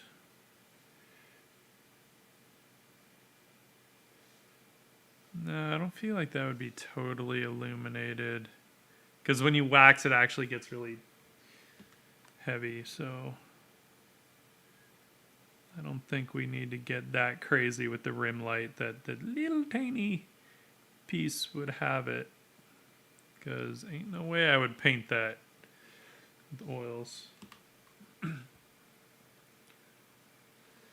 No, it's not user error. It's literally just random weird little things that Photoshop does. But honestly, I don't know if it has something to do with the newer versions of Photoshop or if it's the PC, because on my computer, I was still using Photoshop 2018. So it's hard for me to tell. But I did have to roll back to Photoshop 2020 because the 2021 is just buggy as fuck. That thing was pissing me off. So I did roll it back to 2020.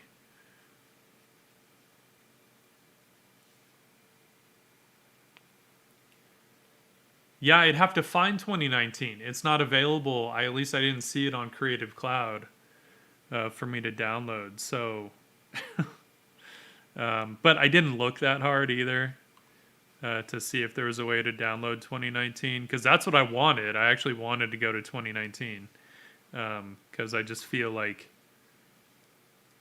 20 and 21 are a bit fucked up.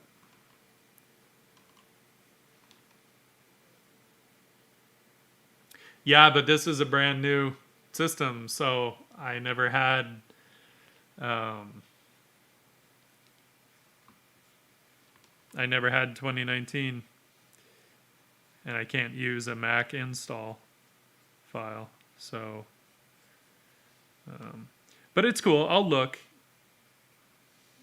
I mean, I wouldn't put it past Adobe if they're like, no, there's no way to get it. It's not available. You have to use our new glitchy version.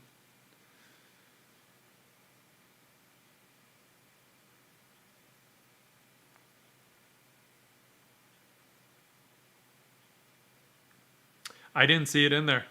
When I clicked on other versions, the only option it gave me was 20 or 21.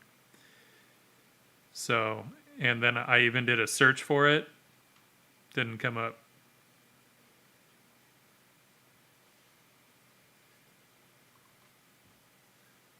So I don't know if in other versions it just logs like other versions that you've used. You know, like that's kind of what it seemed like to me. And because I haven't used those other versions on this computer, I don't know. I just know that 2019 did not show up for me, and I was very bummed. But so far, honestly, 2020 is working. A hell of a lot better than 21. Like, let's say that. 21 is just lame right now. Lame. Let's get into his hands here.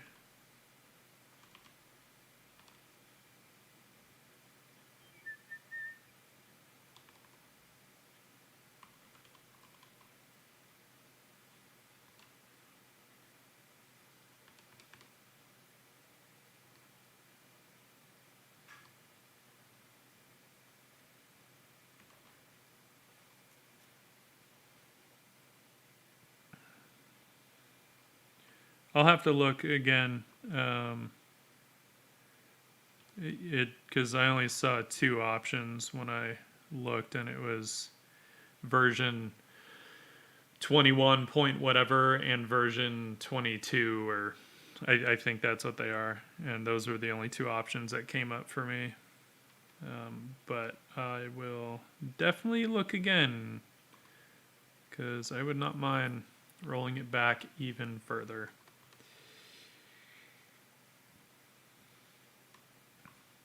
That's the annoying thing for me, like the Photoshop, and it's not Photoshop, it's Adobe. Adobe just pisses me off. They're so like elitist about their shit, and they just seem to not pay attention to what works better for at least the illustrators, because it seems like it's not just me. It seems like a lot of the issues with it are kind of across the board on the illustrator side, and I don't know if photographers and shit like all the weird stuff that they do, or if in their mind they're just like, no, let's do it this way because we want to, and they'll just get used to it because they don't have any other options. That's kind of what it feels like they do.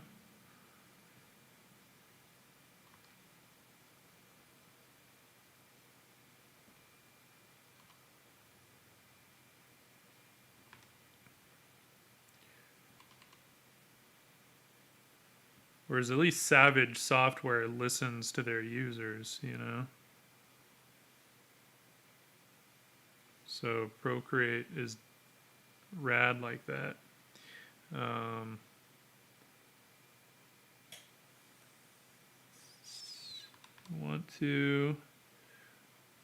I like to get the feeling of things compressing against each other by kind of letting those contact shadows sort of disappear.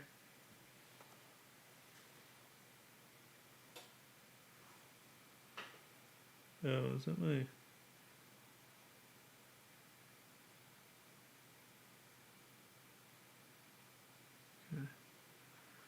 Sorry, my UPS is just clicking on and off, and I was like, oh, what the fuck is going on? Stop doing that.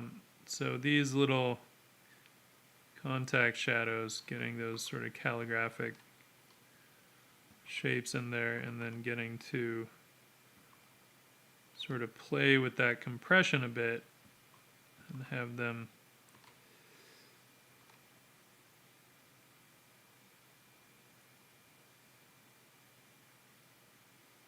disappear a bit.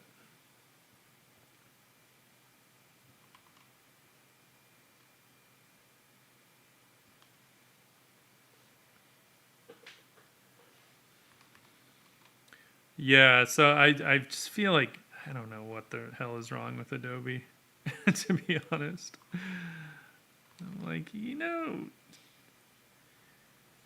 guys are dicks, right?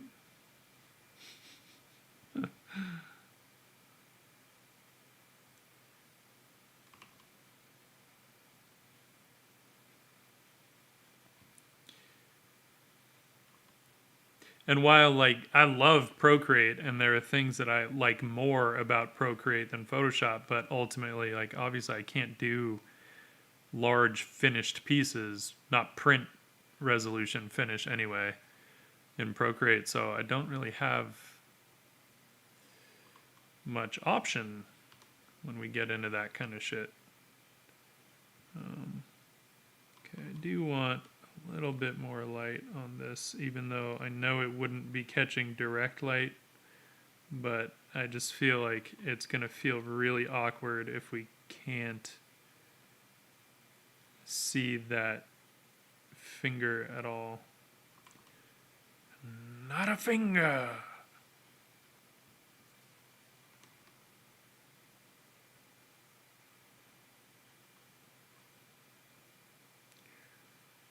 You used up all the glue on purpose.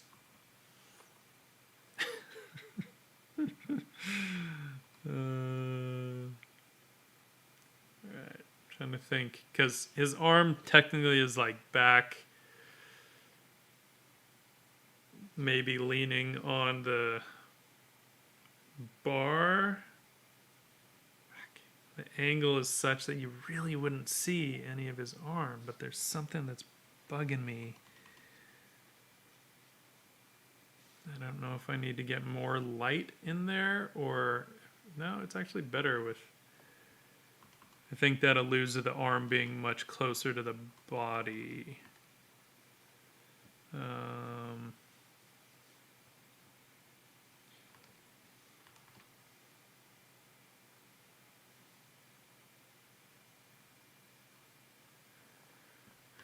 Word.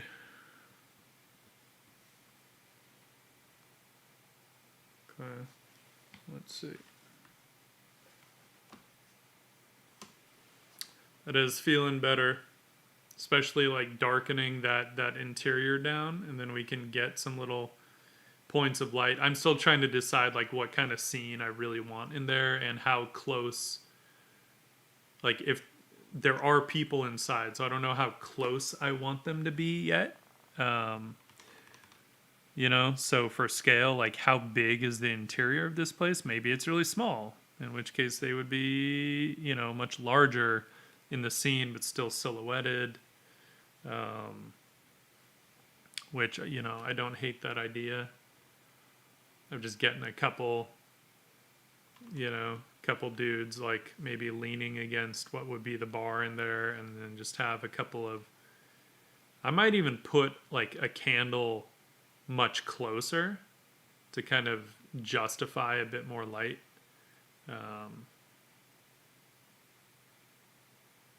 I wouldn't mind that. It would be kind of fun.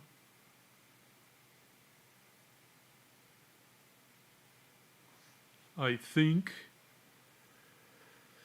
Hello, Joshua Tree of Arts. It's going well. We're in Photoshop today instead of Procreate. Working on my newly built PC. Thanks hugely to the help of Archer Kell.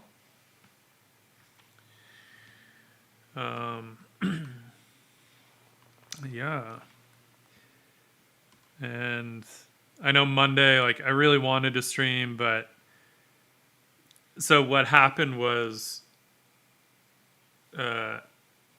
I got hit with allergies because the Santa Ana winds kicked up and kick all kinds of shit into the air. But the thing is, allergies hit me so seldom that I always forget that that's what it is, right? Literally, like 2 days out of the year, allergies hit me. And it's like one day in the spring and then one day about this time when the Santa Anas kick in. And so I thought I was coming down with something. And of course, first thought was like, oh my God, I got the Rona. And I mean, I didn't really think that I had that because that's just, no, don't be silly. But,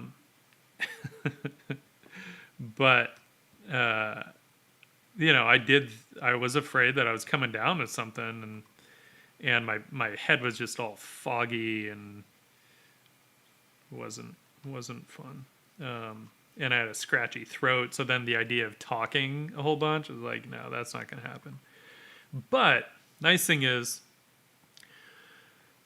you know, I switched the PC over to my main workspace, and I've had the chance now through work to get used to working on it. So it, you know, it was good to kind of have that warm up time, and not fumble through some of that stuff on stream. I do enough fumbling on stream.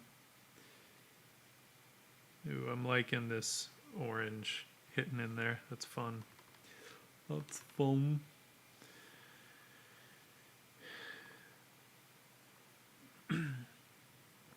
Yeah, new PC. Yeah, Autumn, Kelly too. She's been waking up every day with like headaches and scratchy throat and stuff. So that's where, yes, I count myself very lucky because literally only felt it Monday. Tuesday I woke up feeling perfectly fine. So yeah, I am grateful for that. That even though I do get hit with allergies, it is literally 2 days out of the year. Not gonna complain.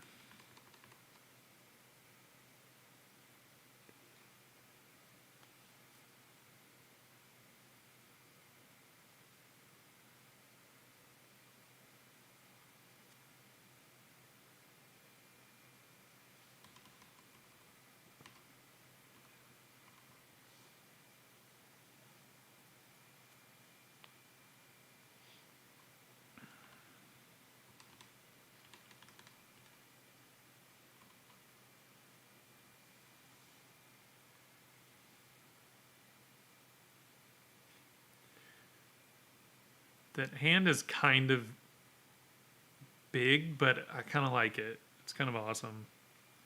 So I'm not going to worry about it. You know what they say about guys with big hands?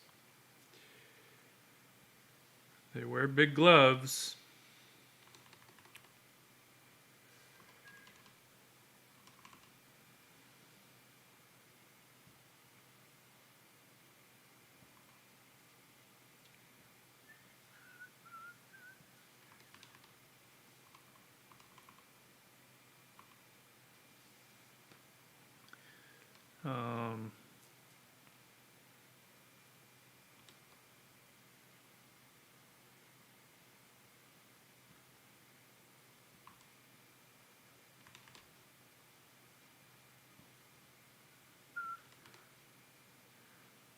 Got to be careful with these things getting too sharp because realistically, you know, the skin is still stretching over muscles, and so we're not getting like, he's not like flexing, because I don't think he is, because you know that would just be silly. So you got to be careful with making some of those, depending on the look that you want, right? Like there are ways that we could stylize it and get some sharper shapes happening, but that's not the look that I want for this. So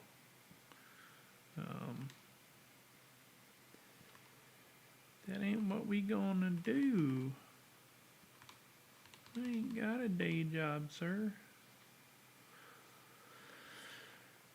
Yes, I'm on the Cintiq. This is the Cintiq Pro 32. So it is a giant screen. So in case you're wondering why I'm not zoomed in more to do details, it's because this shit is already big.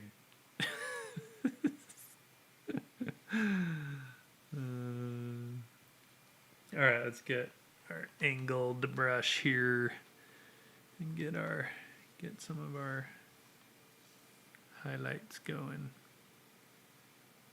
Really? Oh, okay, there we go.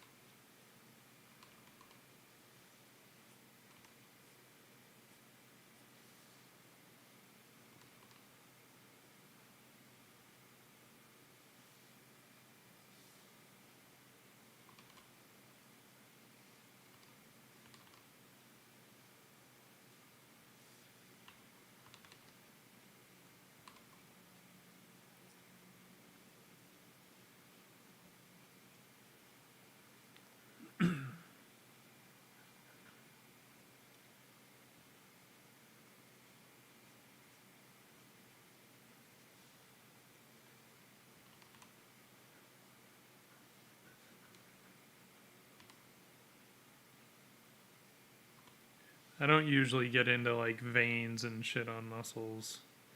I always feel like that gives a bit of a roided out look. Sometimes I'll play with the idea, and I think for certain, certain types of characters, obviously it works, but I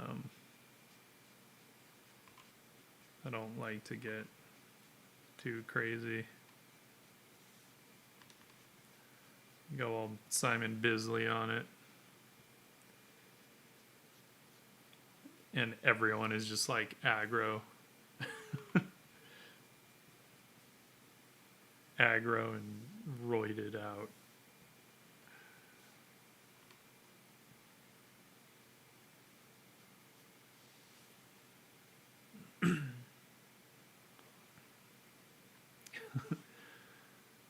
Power extreme.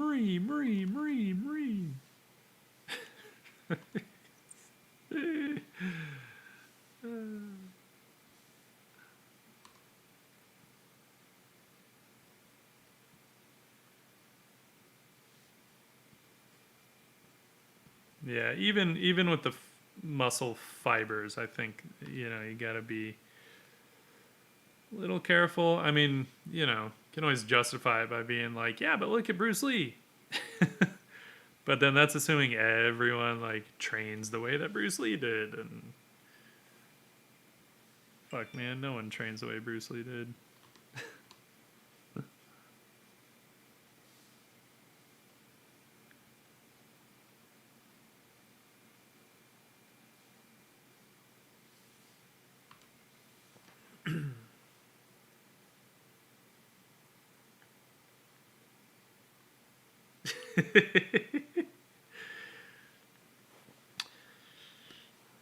You do get a little booty happy, John, but nothing wrong with that.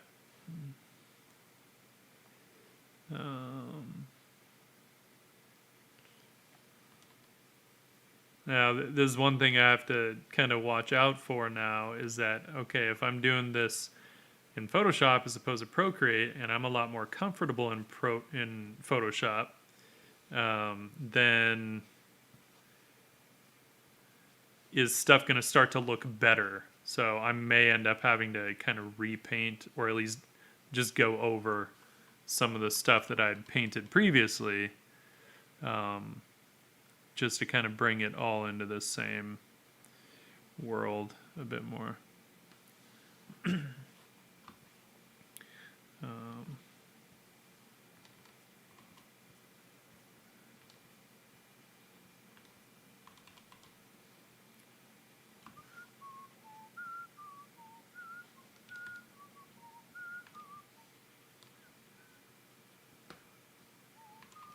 Whoa.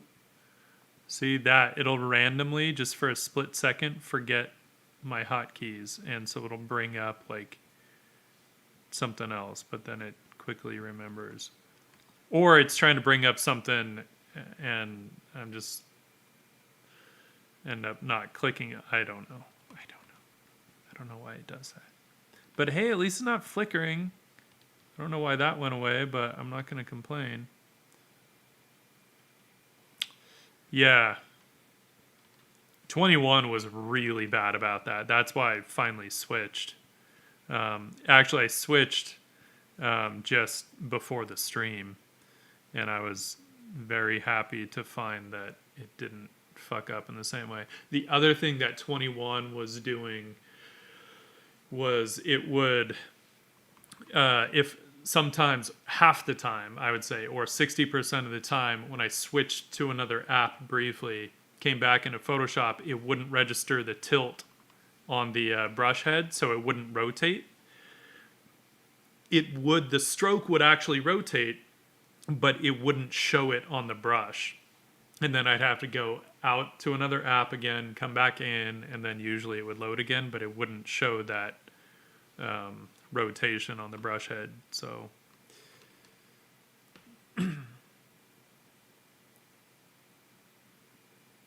oh damn. Yeah, that's a really shitty problem to have.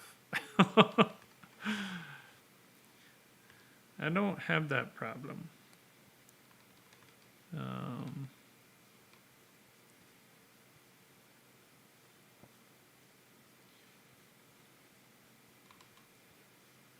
right, want to get kind of one more level of, I need to get some lights on this.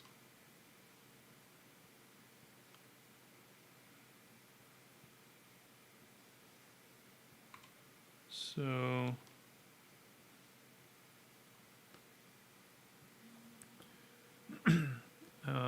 we will cool them off, lighten and desat, right, to get kind of cool moonlight hitting. So cooled it off, lightened just a touch, and desatted it.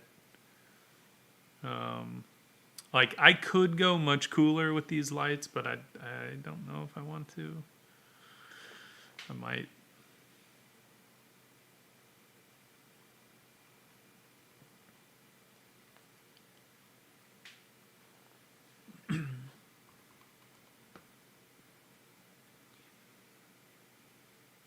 Yeah, we're bitching about Photoshop issues because Adobe just likes to release shit before actually troubleshooting, like every other fucking software company now. They're just like, release it. People will report the bugs and then we'll fix it. Because, you know, we're not making a ton of money on this, so why? Meaning they are making a ton of money on it, so you'd think they would do the necessary R&D. But they don't. So I think I will cool off the lights.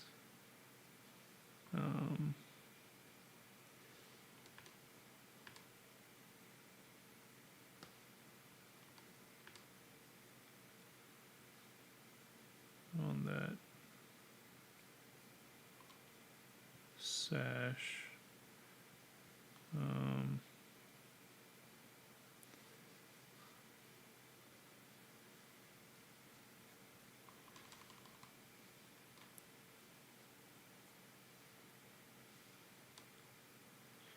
Just don't want to go too crazy with it because I don't want to lose the fact that it is a warmer color, obviously, than the like skirt or the shoulder sash.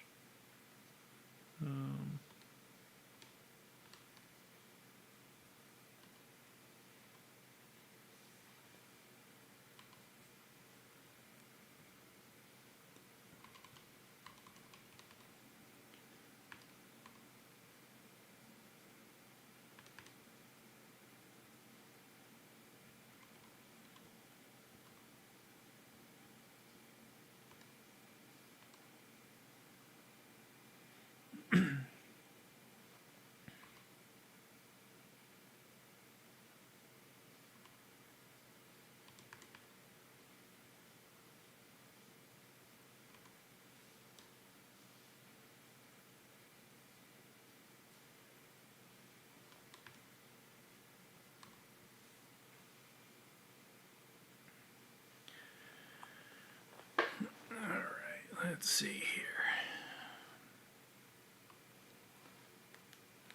Got a little time still. We can get into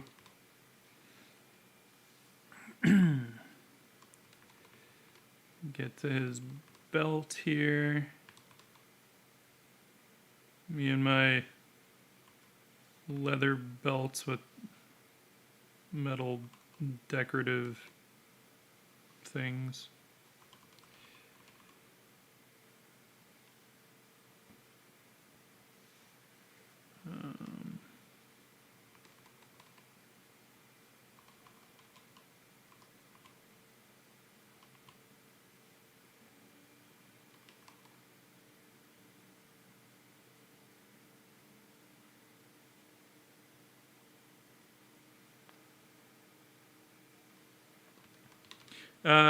No, actually, Autumn, I'd kind of done that on purpose, keeping the brush palette visible, but I was I don't know. I'm on the fence because then the other option was doing that, which maybe is a little less distracting. You let me know. Oops. I don't, because I mean, honestly, I don't know what the purpose is of seeing the brush palette because it's not like my brushes are widely available anywhere. So, okay. Cool. Then we'll make it less distracting.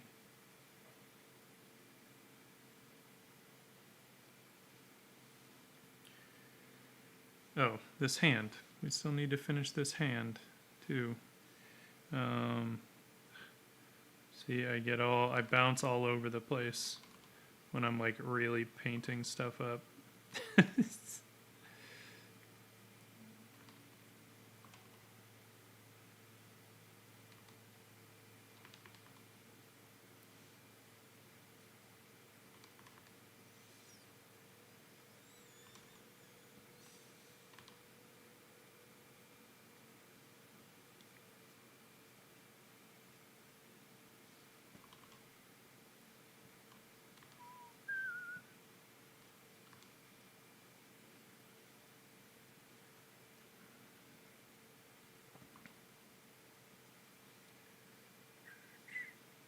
Your face is distracting.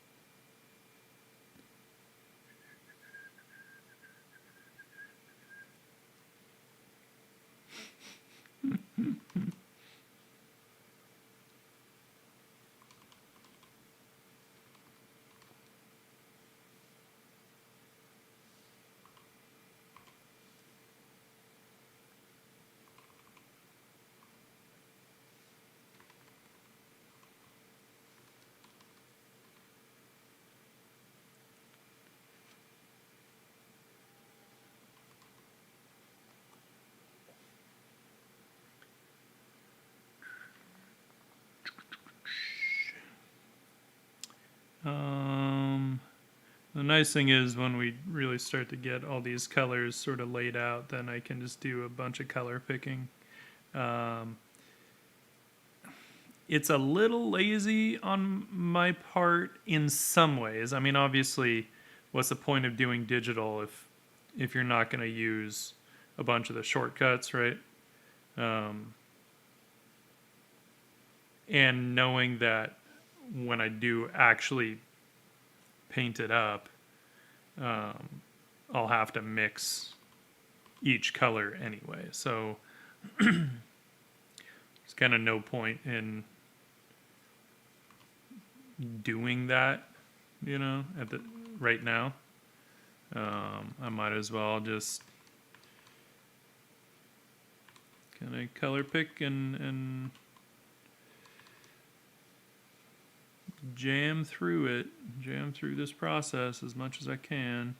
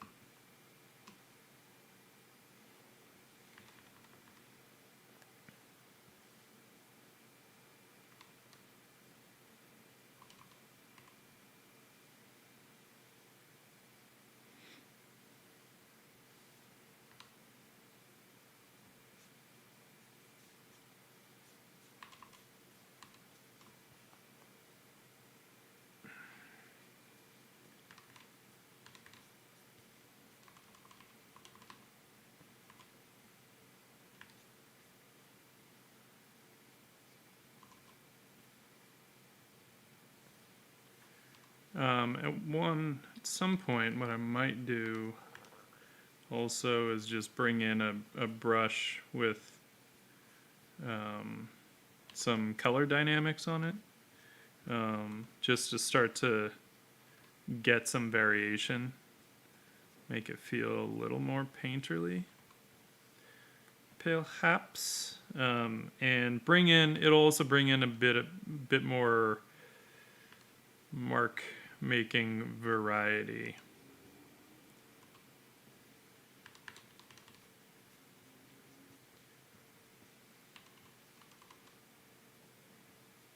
I'm not too worried about that because I feel like it doesn't feel super repetitive anyway yet. So I don't care terribly, or I should say I'm not concerned with it right now as far as the mark making goes.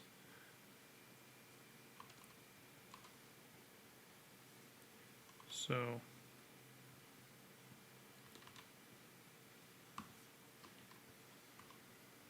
get the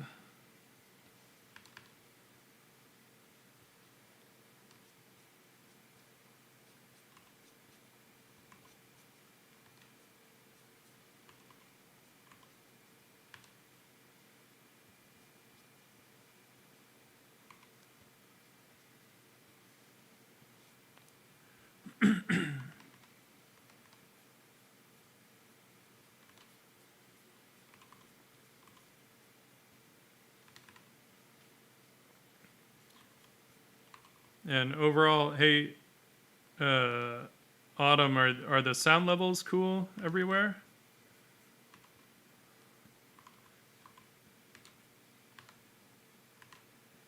Just making sure that I have it set up where I can just kind of like, plug and play, so to speak, when I switch over to do this stuff.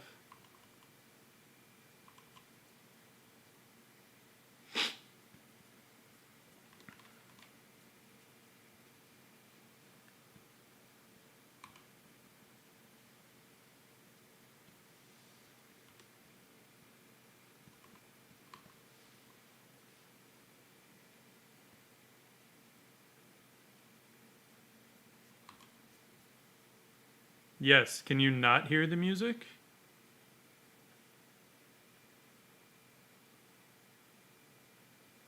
Has it been just the microphone this whole time? Shit. Really?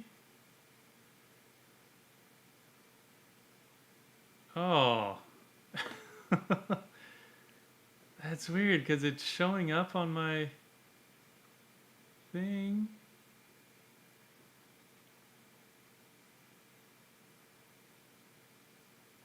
How about that? Anything? Audio input. Huh. Weird. Because it showed up when I did a recording. I don't think that'll do it.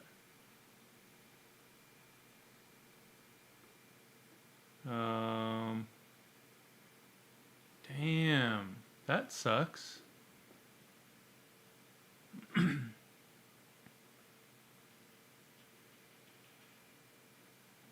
just want to make sure it's not a volume thing.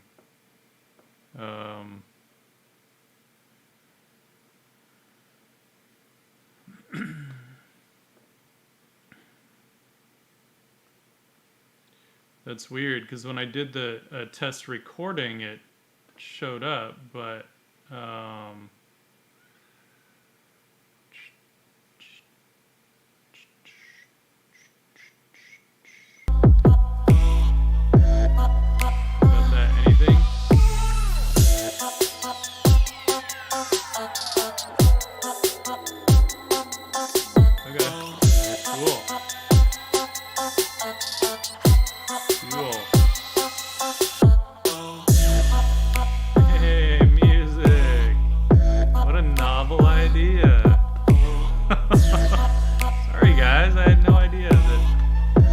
that's at the beginning. Nobody said anything. Oh, it's loud. Oh yeah, I turned it up. Sorry.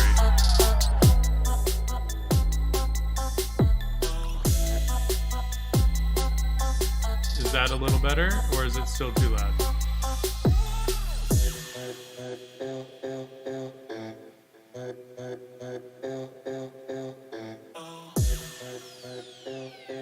How's that?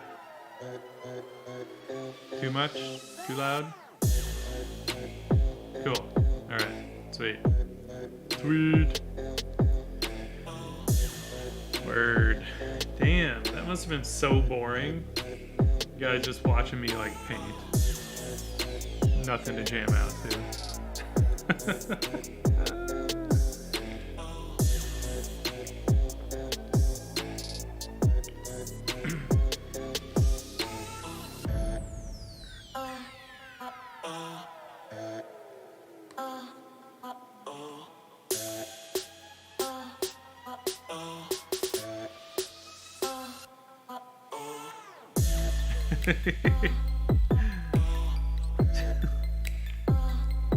This isn't Kenny G. There's no songbird here, bro.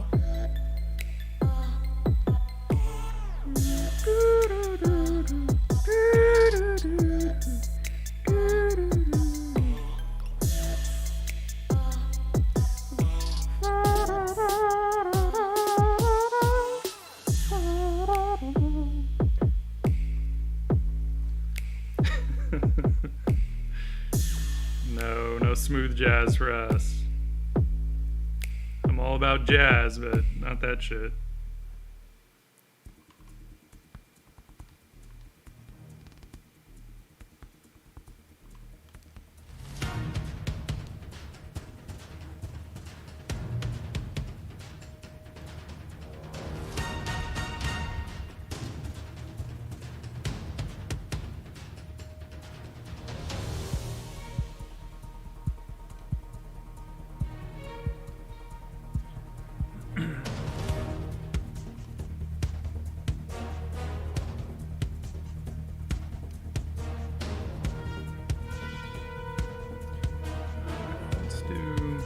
Want to get a little bit more light on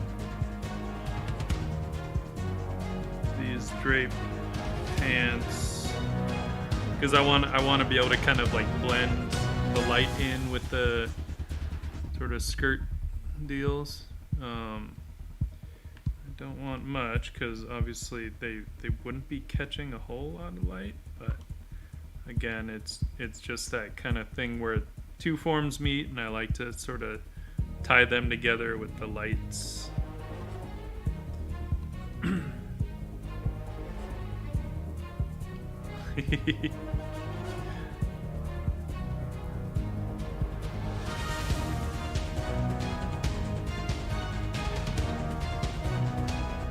I know, I still need to put a good playlist together that's more like epic fantasy, because this one is my more sci-fi kind of playlist.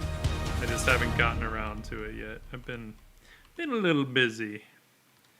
Playlists have not been at the top of my to-do list.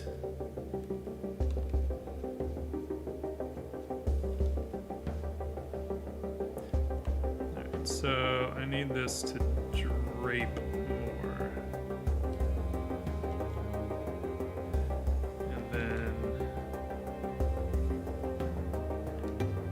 Or if it doesn't, it needs to have a form to sit against. And right now, it's got none of that.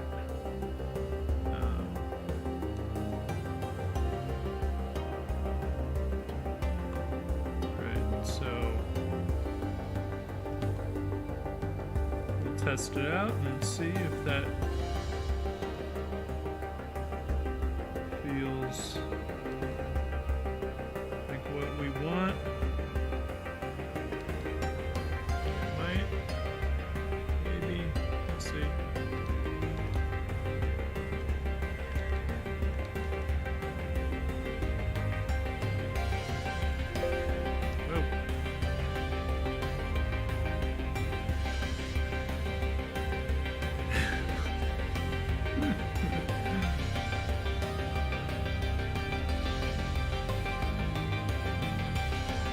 This is Deadliest Catch Fantasy Edition.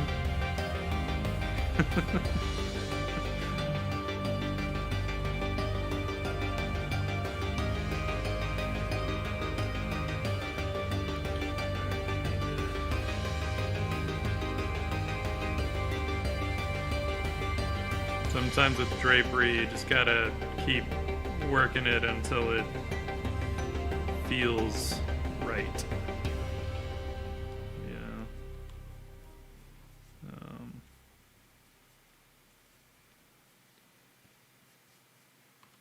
And you just gotta work the forms.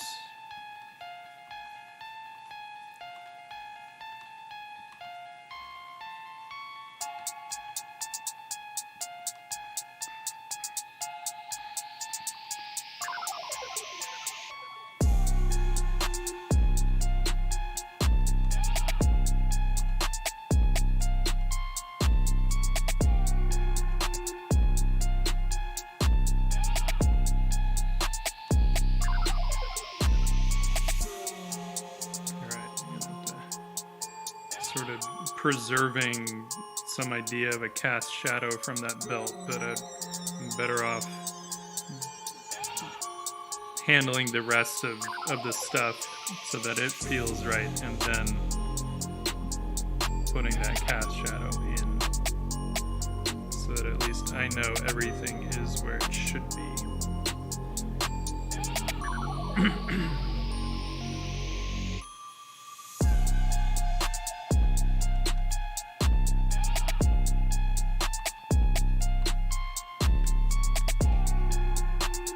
That's what so much of this stuff is, really. When you're painting out of your head, it is a lot of kind of just painting around and like, try this, try this, try this. If something doesn't feel right, you just try and figure out why, you know. And granted, you need enough kind of visual acuity to realize that something doesn't feel right. Like, I'm sure there are other things that I'm probably not noticing. Maybe I will later. Maybe I'll never notice them. Maybe I won't notice them for years to come. I'll look back and be like, oh my god, what was I thinking? Did you see how I draped those paints? Who knows?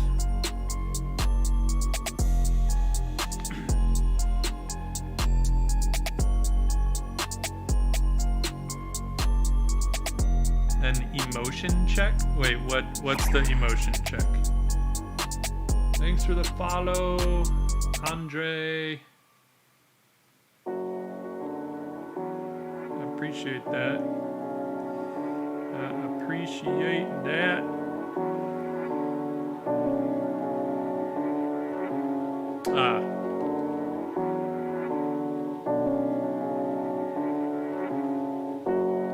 Yeah, I guess I don't think of it as an emotion thing. I think of it more as like a physical feeling. Like the way something actually feels in a tactile sense more. You know, like the weight of it and stuff.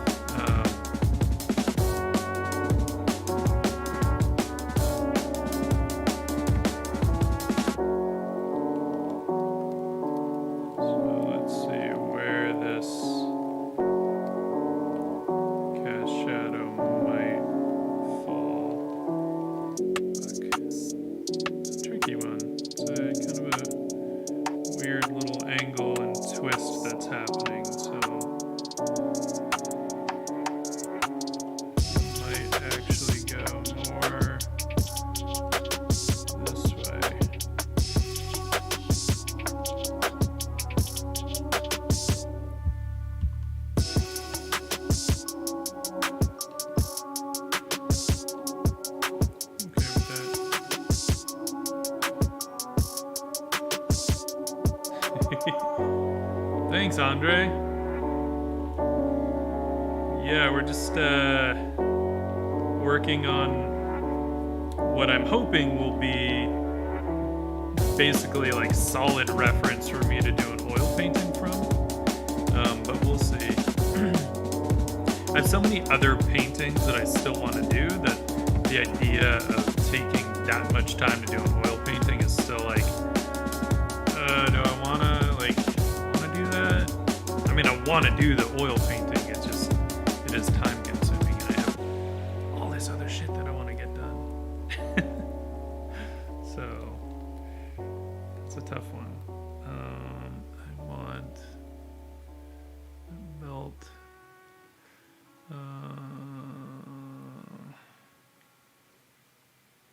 Not quite that dark.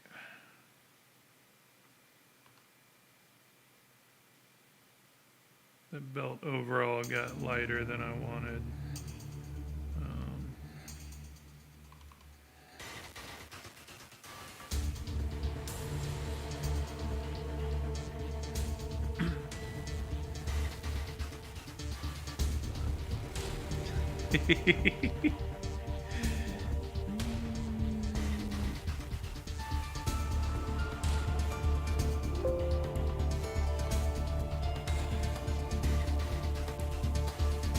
Okay, so I see what's bringing that up as something to do with when I hit Alt. See those little underlines pop up. Because I have the color picker on the stylus, right? So if I just hit it and don't do anything,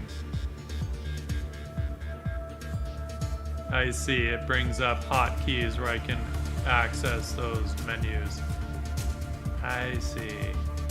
Oh yeah, you guys can't see it. Well, under where it's, you know, file, edit, image, layer, all that stuff.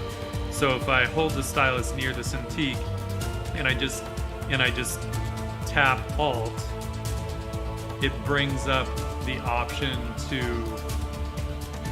hit a letter key and access those menus up there: file, edit, image, layer, type, select, blah blah blah.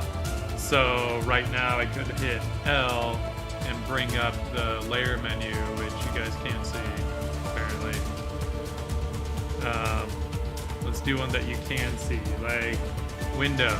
Can you see that? Still can't see it. It's like way off to the left. Anyway, that's why it's bringing that up. I figured it out.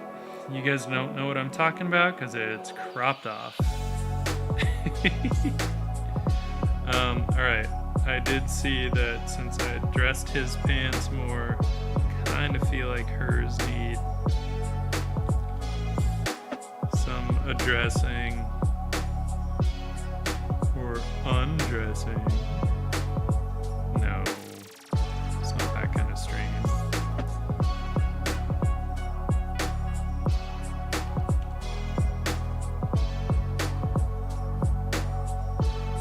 Now it's doing its flicker thing again. Stop that.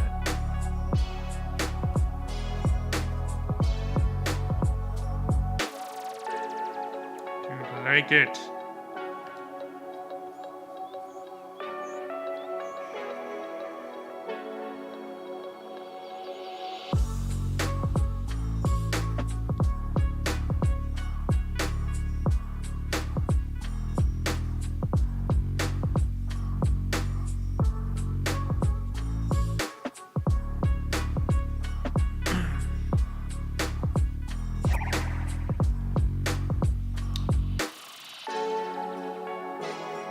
Thanks for the follow, Danny Garna.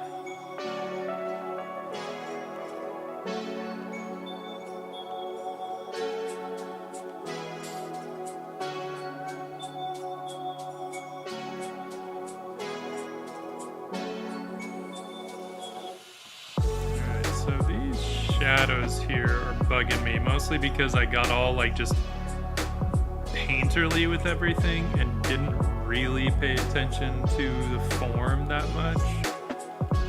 So we're gonna tone some of this shit down.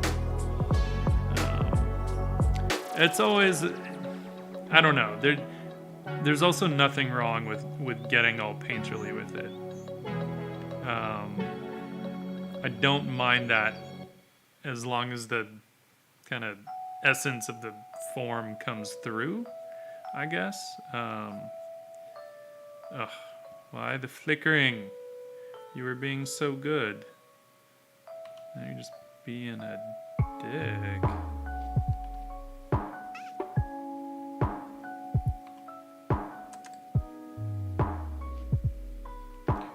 So we're gonna tone down the ruffles a bit.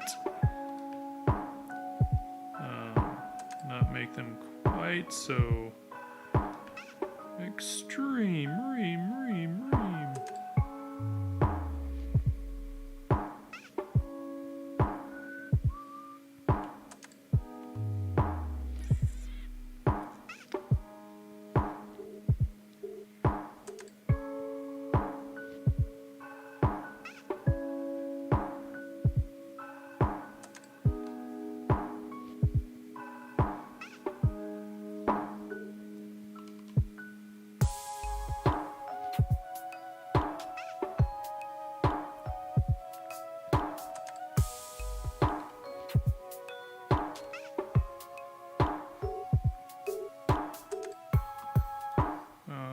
Let's also address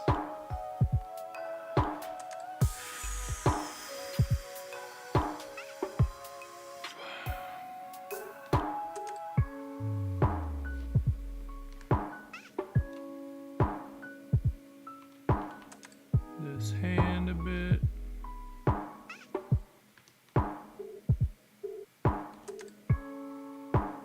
Doesn't need much, because technically it is largely in shadow. So, you know, we don't want to go too crazy. Don't want to overdo it, but I wanted to get into that. Hello? Hello? Oh, that was weird. My cursor just disappeared. Photoshop, you're such a dickbag.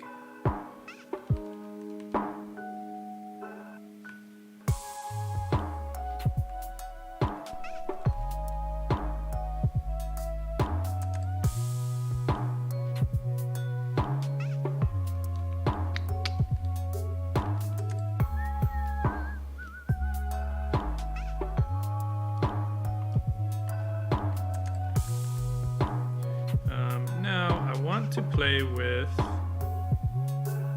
maybe getting a little more painterly, but first, before I forget, indicate, because I did always intend for there to be like engravings on these metal plates on the wrist wraps. I don't know if they're really gauntlets, because they're not like full armor or anything like that.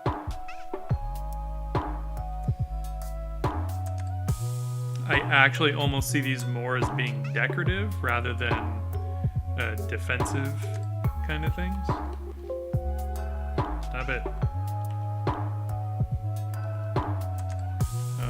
So...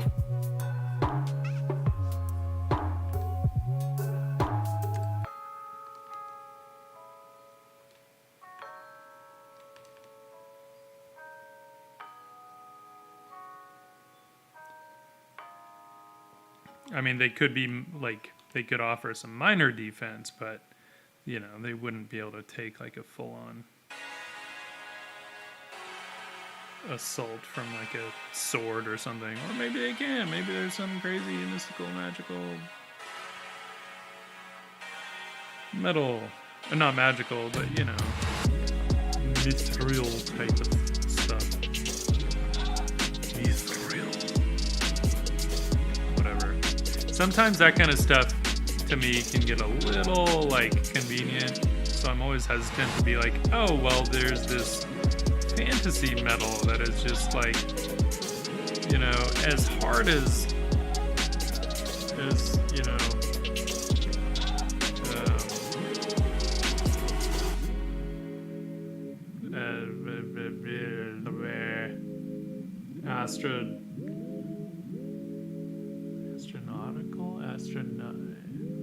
Anyway, ceramics.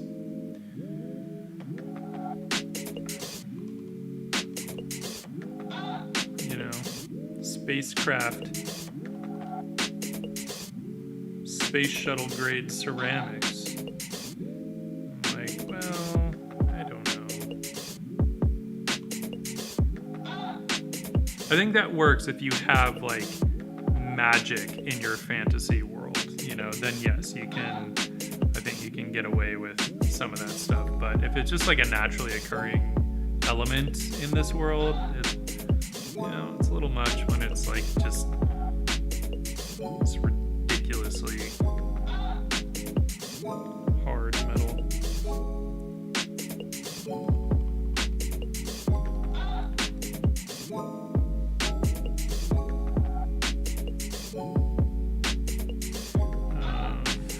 This should be catching. It would catch something from the interior.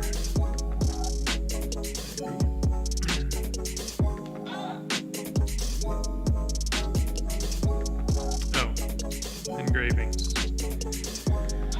See, I just start going on and off on painting tangents, and I'm like, wait, there was something I was gonna do that I didn't do. Again, I don't want to get all super intricate with these. This is going to be more about indication, not trying to like worry about an actual design right now. Swirls and whirls. You know.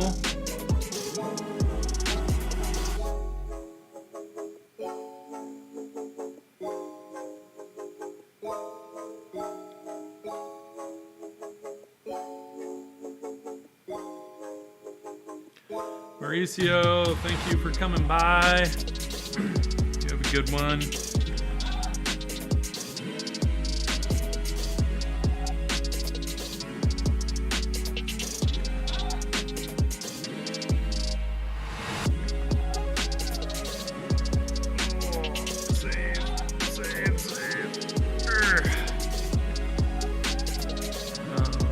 A little bit in his face here. Let's zoom in a little bit more. Let's get.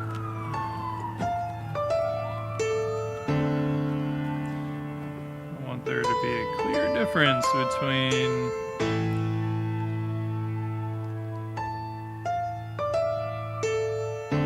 his eye makeup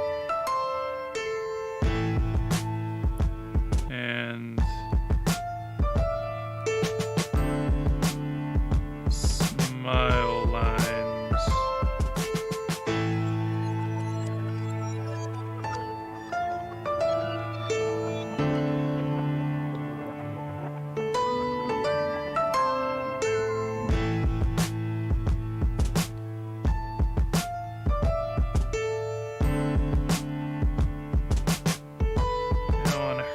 I didn't really go into a lot of the details that are kind of in the shadows of her face. A little bit.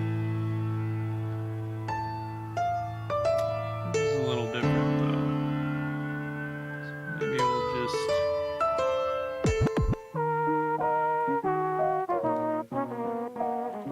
put a little tiny bit more.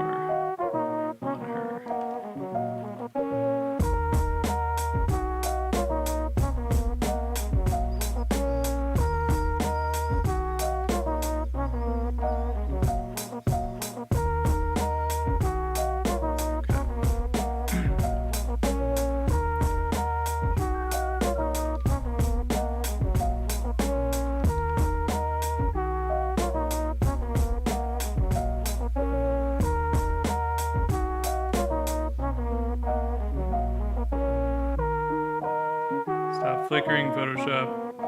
Not cool. Stop it.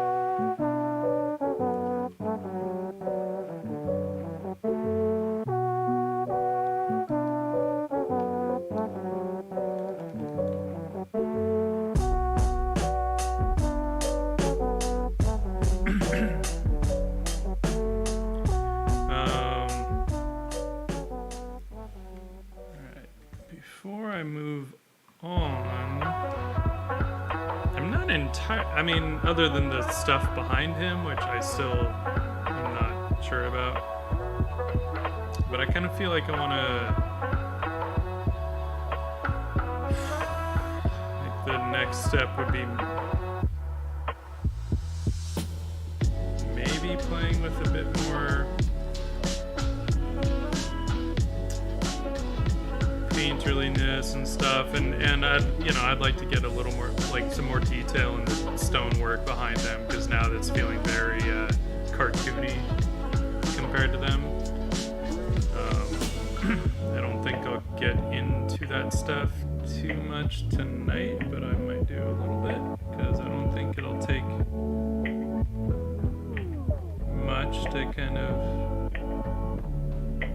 get this stuff working a little bit better.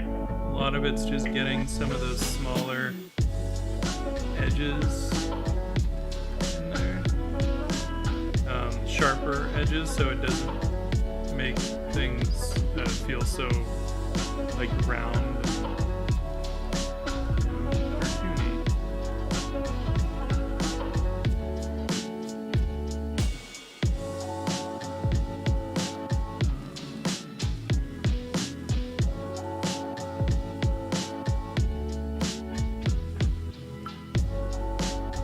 And again, losing some of those things where getting the kind of making it not so uniform, so like all these lines between the rocks and stuff. And I think sometimes what they would do with these, and I'm not positive, but I think sometimes they would actually put like a post through these rocks. I don't know exactly. I feel like I saw that somewhere. But I know just from having actually seen some of these medieval buildings that they would actually have these stones like that, and I don't know exactly how they held them in place. I feel like I saw something where they did put like basically a wooden, probably have my hand on the right hotkey, like a wooden post through those, which I feel like just take forever. Put a hole through those stones. Like, damn. People were a lot more patient back then.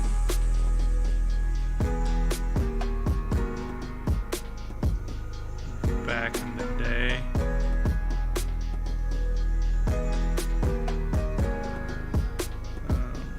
So I don't want all of these so even. That's kind of the first order of business.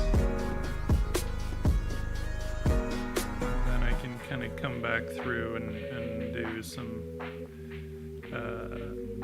detail variation,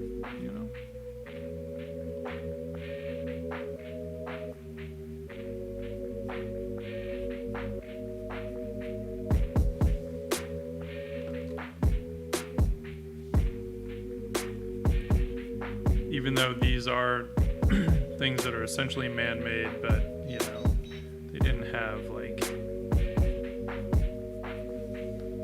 crazy machinery to make everything super perfect. So usually that kind of really finely crafted stuff would have been reserved more for wealthier people, not some dockside tavern.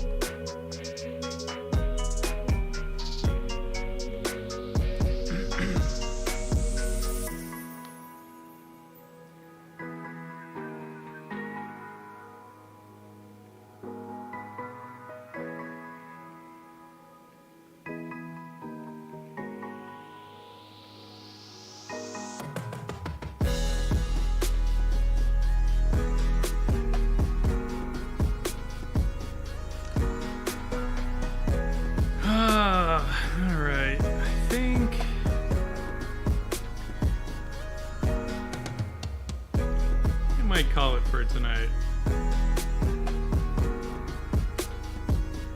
A little beat. Didn't get a ton of sleep last night because they decided it was a good idea to jackhammer until 2 in the morning. Just up the street. No idea why that is a thing, why they would do that. In a residential neighborhood, I'm like, that's what the daytime is for, you guys. 2 a.m. jackhammering is for like freeways and shit. Why would you do that?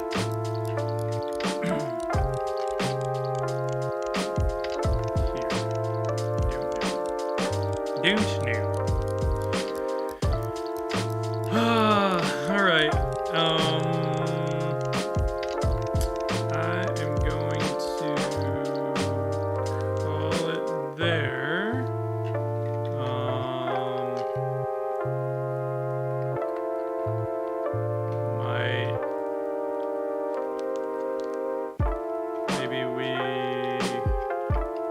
I'm not gonna raid tonight because I don't have the energy to stick around for that. So I'm gonna call it a night. Thank you everyone for joining. And I will be back on Monday.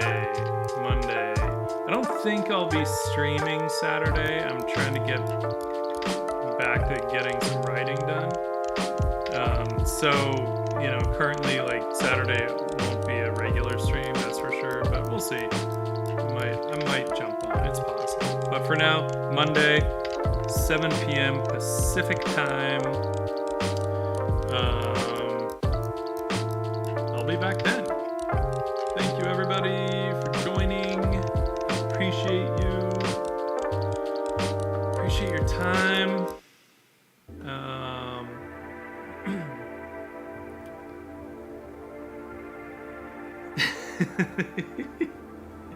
Exactly. Autumn, I will say, what the fuck, Photoshop? Alright, folks. Y'all have great nights.